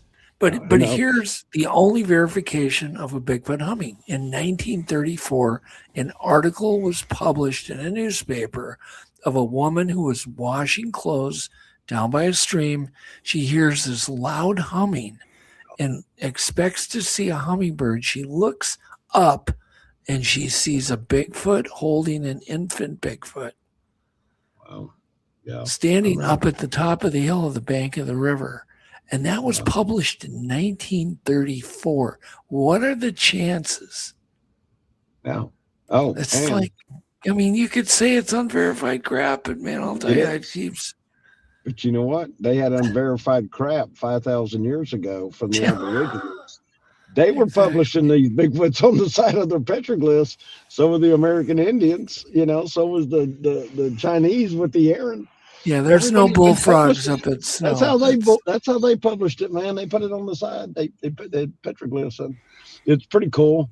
And when you think about it and you kind of look into some of that history, and I'm no kind of a historian, but I do love listening to people like Ken Gerhardt, the guys. Yeah. Ken is, it's like if I had one quarter of his memory, the way he can spout facts and history and unreal numbers, and Ken's crazy, amazing. Yeah, and then and I've said it, and I'll always say it too, because and even Michael tonight, I tell you, everybody knows, but I always like saying it because it makes me feel good, is that everything that I have learned in 7 years after seeing this thing, I wanted to know.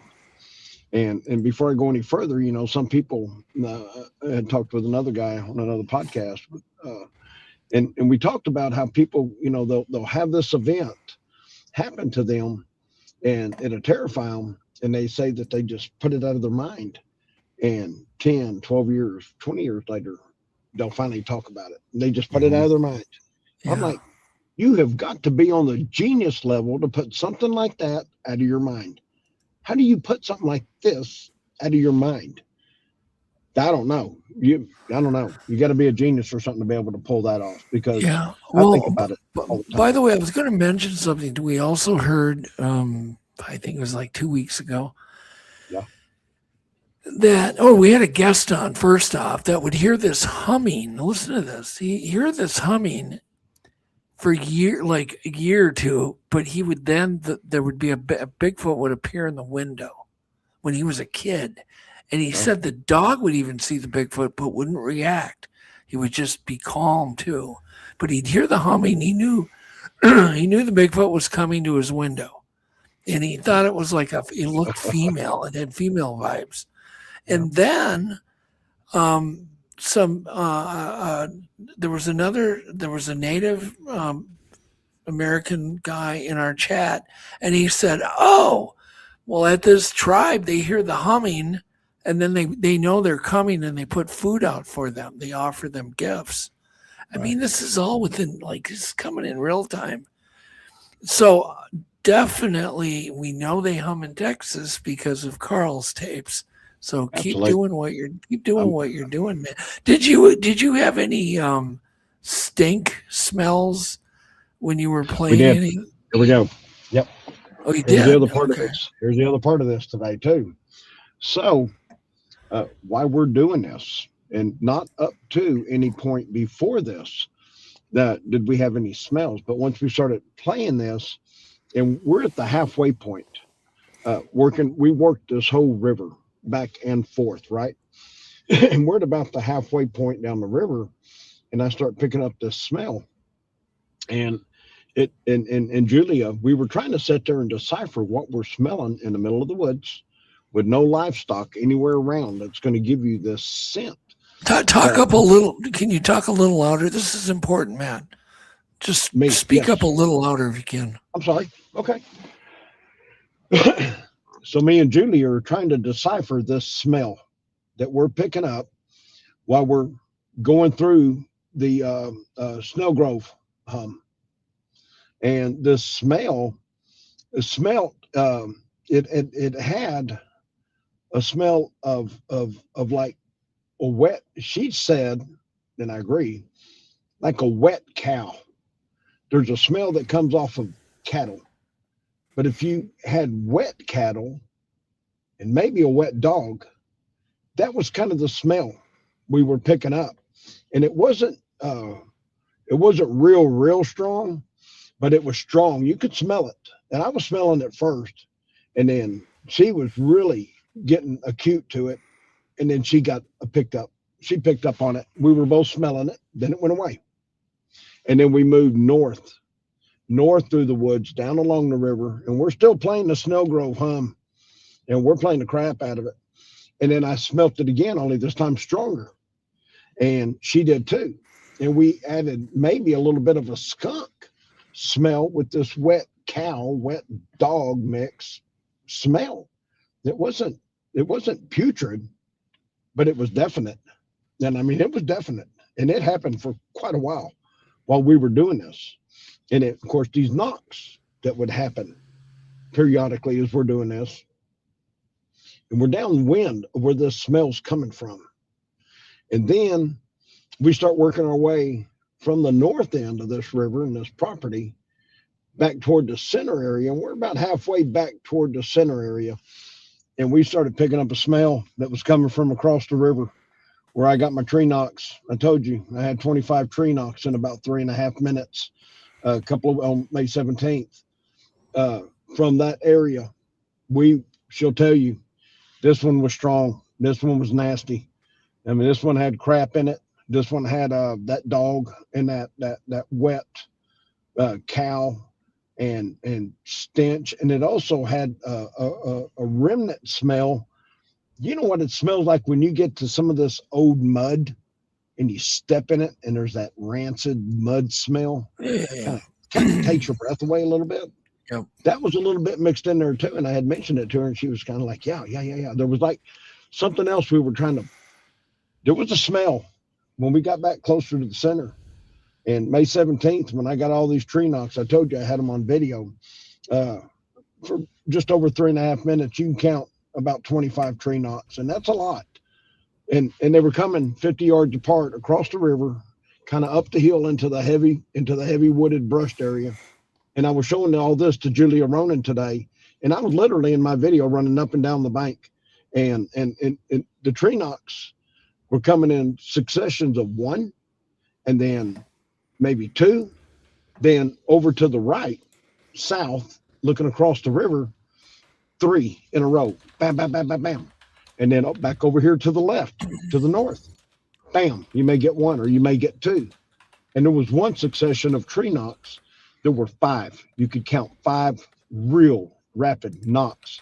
And in my heart, and this is what I was telling Julia, it's just my gut feeling, of course, the fast succession of knocks to me was the young one that was amped up.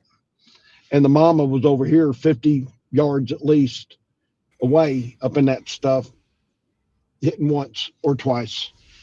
The 3s and the 5s were coming over here, and the 1s and 2s were coming over here. They were communicating, and here I was across the river. This is about an hour and a half, Doug, after I saw her. And she was a light cedar red color. Her hair all over her head, her shoulders, what I could see from about the armpits up. Doing a recreation, she's right under 7 foot in that range. But her hair was just all jacked up, all over her head, all over her shoulders. She was fuzzy looking. But she was that light red cedar color. And, she was fast. She was fast when I caught a glimpse of her. And the property owner looked, he just caught the blur. Wow. And off I went chasing her.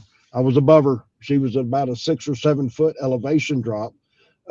She was about 30, 35 yards behind us. She was spying on us. And I just got a glimpse of her by chance out of my peripheral. And I took off on the ridge above her. And I can't see through all this brush. And I had to run almost 50 yards to a game trail I knew I had up there. I'd been up and down it many times out there.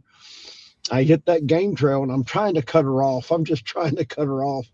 And I'm looking and I hit this game trail, and the game trail splits to the left, and I stayed to the right. Went down there I just wanted to see her again. I never did see her. They're fast, buddy. She was moving. All right. Hang on a second, Matt. I've got a question for the audience. Go ahead. Is there such a thing as a humbug? That's the question. Or is it just a saying? Maybe somebody can look it up. I think there is a humbug, because we were playing a hum today and we were eating bugs, buddy. I just want to know. It didn't run the gnats off, but it shut the birds up. It did shut the birds up. That when we were playing it. Then I said humbug, and my phone answered me back, and I don't know what the hell that was. Okay, we got to wrap it up only because we're so late. I'm sorry. I could talk Bigfoot all day and all night, man. Yeah, oh, it's great. Love talking to you. But Matt, thank you so much. Okay. We'll have you back. And Tristan's going, what do you think Bigfoot is? What's your opinion? What do I? Yeah, my opinion? Got to make it quick, though. But what do you think it is, Matt? Until something shows me otherwise from what I saw in 2019, I'm 50-50. It's half human. It's half gorilla, buddy. Okay. I'm telling you, that's what I saw. I didn't see the face. I want to see the face. I want to see that human element. This is half human. It walks like a human. This thing was a beast, covered in hair, massive, huge, stupid. The half human, half gorilla. That's my deal. That's my deal. And that's what I saw. And what I saw May 17th, that wasn't human. That was covered in this light red cedar orange hair. And she wasn't nearly as big. She wasn't nearly as big as this boy in 2019. Thank you. Half human, half gorilla. Well, okay. Hang on. We're going to do our wisdom of the week real quick, and then we'll be right back. Hang tight. Yep. Hang tight, everyone. We'll be right back. It's now time for our wisdom of the week. Maybe the real question isn't whether aliens are real, but why the idea makes us so nervous. We spend our lives wondering if we are alone, then panic at the thought that we might not be. The truth is, if something else is out there, it doesn't make humanity smaller. It makes the universe bigger. So don't let fear be the first voice in the room. Let wonder speak too. Good night. We hope to see you all next week. If you like the show tonight, please consider giving us a thumbs up, leaving a nice comment, and most of all, subscribing and hitting the bell so you will be notified when a new episode is dropping. Also, please share this episode. Now back to Doug and Jeff for our wrap. All right. Matt, it was a fantastic show. Yeah, thank you. And I can't believe it. Your lighting is good. Your audio is great. I think I'm in a studio, huh? You're in a studio, dude. It's awesome. I do them all like this. Well done, hey, sir. And I do. I promise you so much. I guess it's been 4 or 5 weeks back now, at least. I became a member of the Sasquatch in Florida organization. You had Mike and Christine on just a couple of weeks ago. Yep. And the kids, they're amazing. Amazing people. That was a fun show. Yes, it was. RPG, everybody on our team. There's 8 team members, and I'm a proud member of the Sasquatch in Florida team. I want to give my people a shout out. I've got to get out there to Florida, man. I've got some hands to shake, some people. I wanted to be at the Great Florida Conference this weekend. I wasn't able to, but Mike Aguilar and them, they pulled off a great show. Wanted to give that out, and if people want to reach out to me, you can go to my Facebook. Just look me up. My name's Matt Lankford. Give me a call, man, or give me a shout, and maybe we can talk. LANKFORD. RD. Just look me up, man, and please no trolls. Come on, guys. You know, I can find Bigfoot. I can find you. Don't piss me off. I love it. I ain't doing it, man. But no, Good night, and then we everybody. can, this is how we do it, man. This is how we network, and we're all in this. Yeah. We're all after the same thing, right?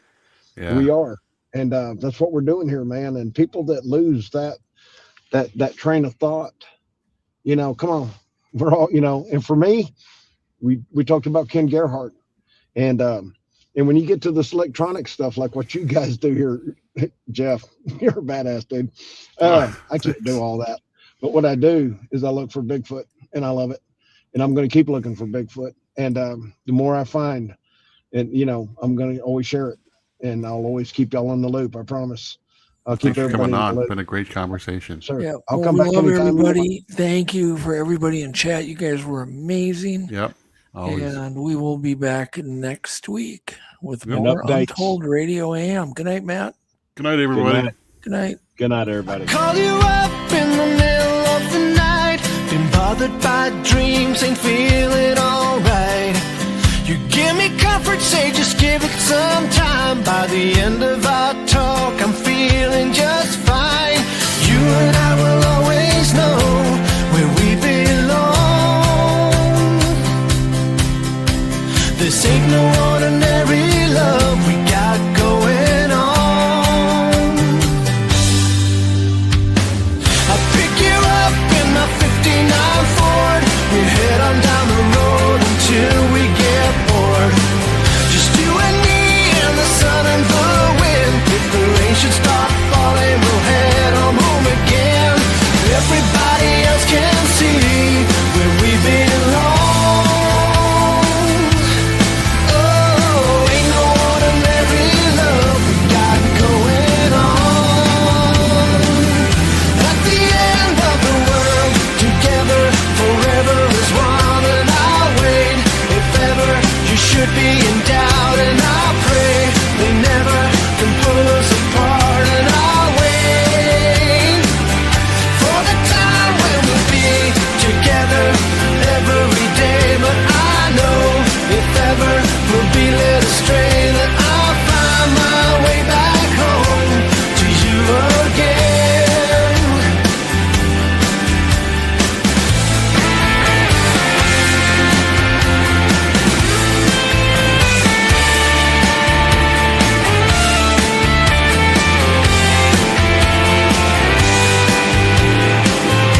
At the end of the world, together forever as one, and I'll wait. If ever you should be in doubt, and I pray they never can pull us apart, and I'll wait. At the end of the world, together forever as one, and I'll wait. If ever you should be in doubt, and I'll pray they never can pull us apart, and I'll wait for the time when we'll be together every day. But I know if ever we'll be led astray, then I'll find my way back home to you again.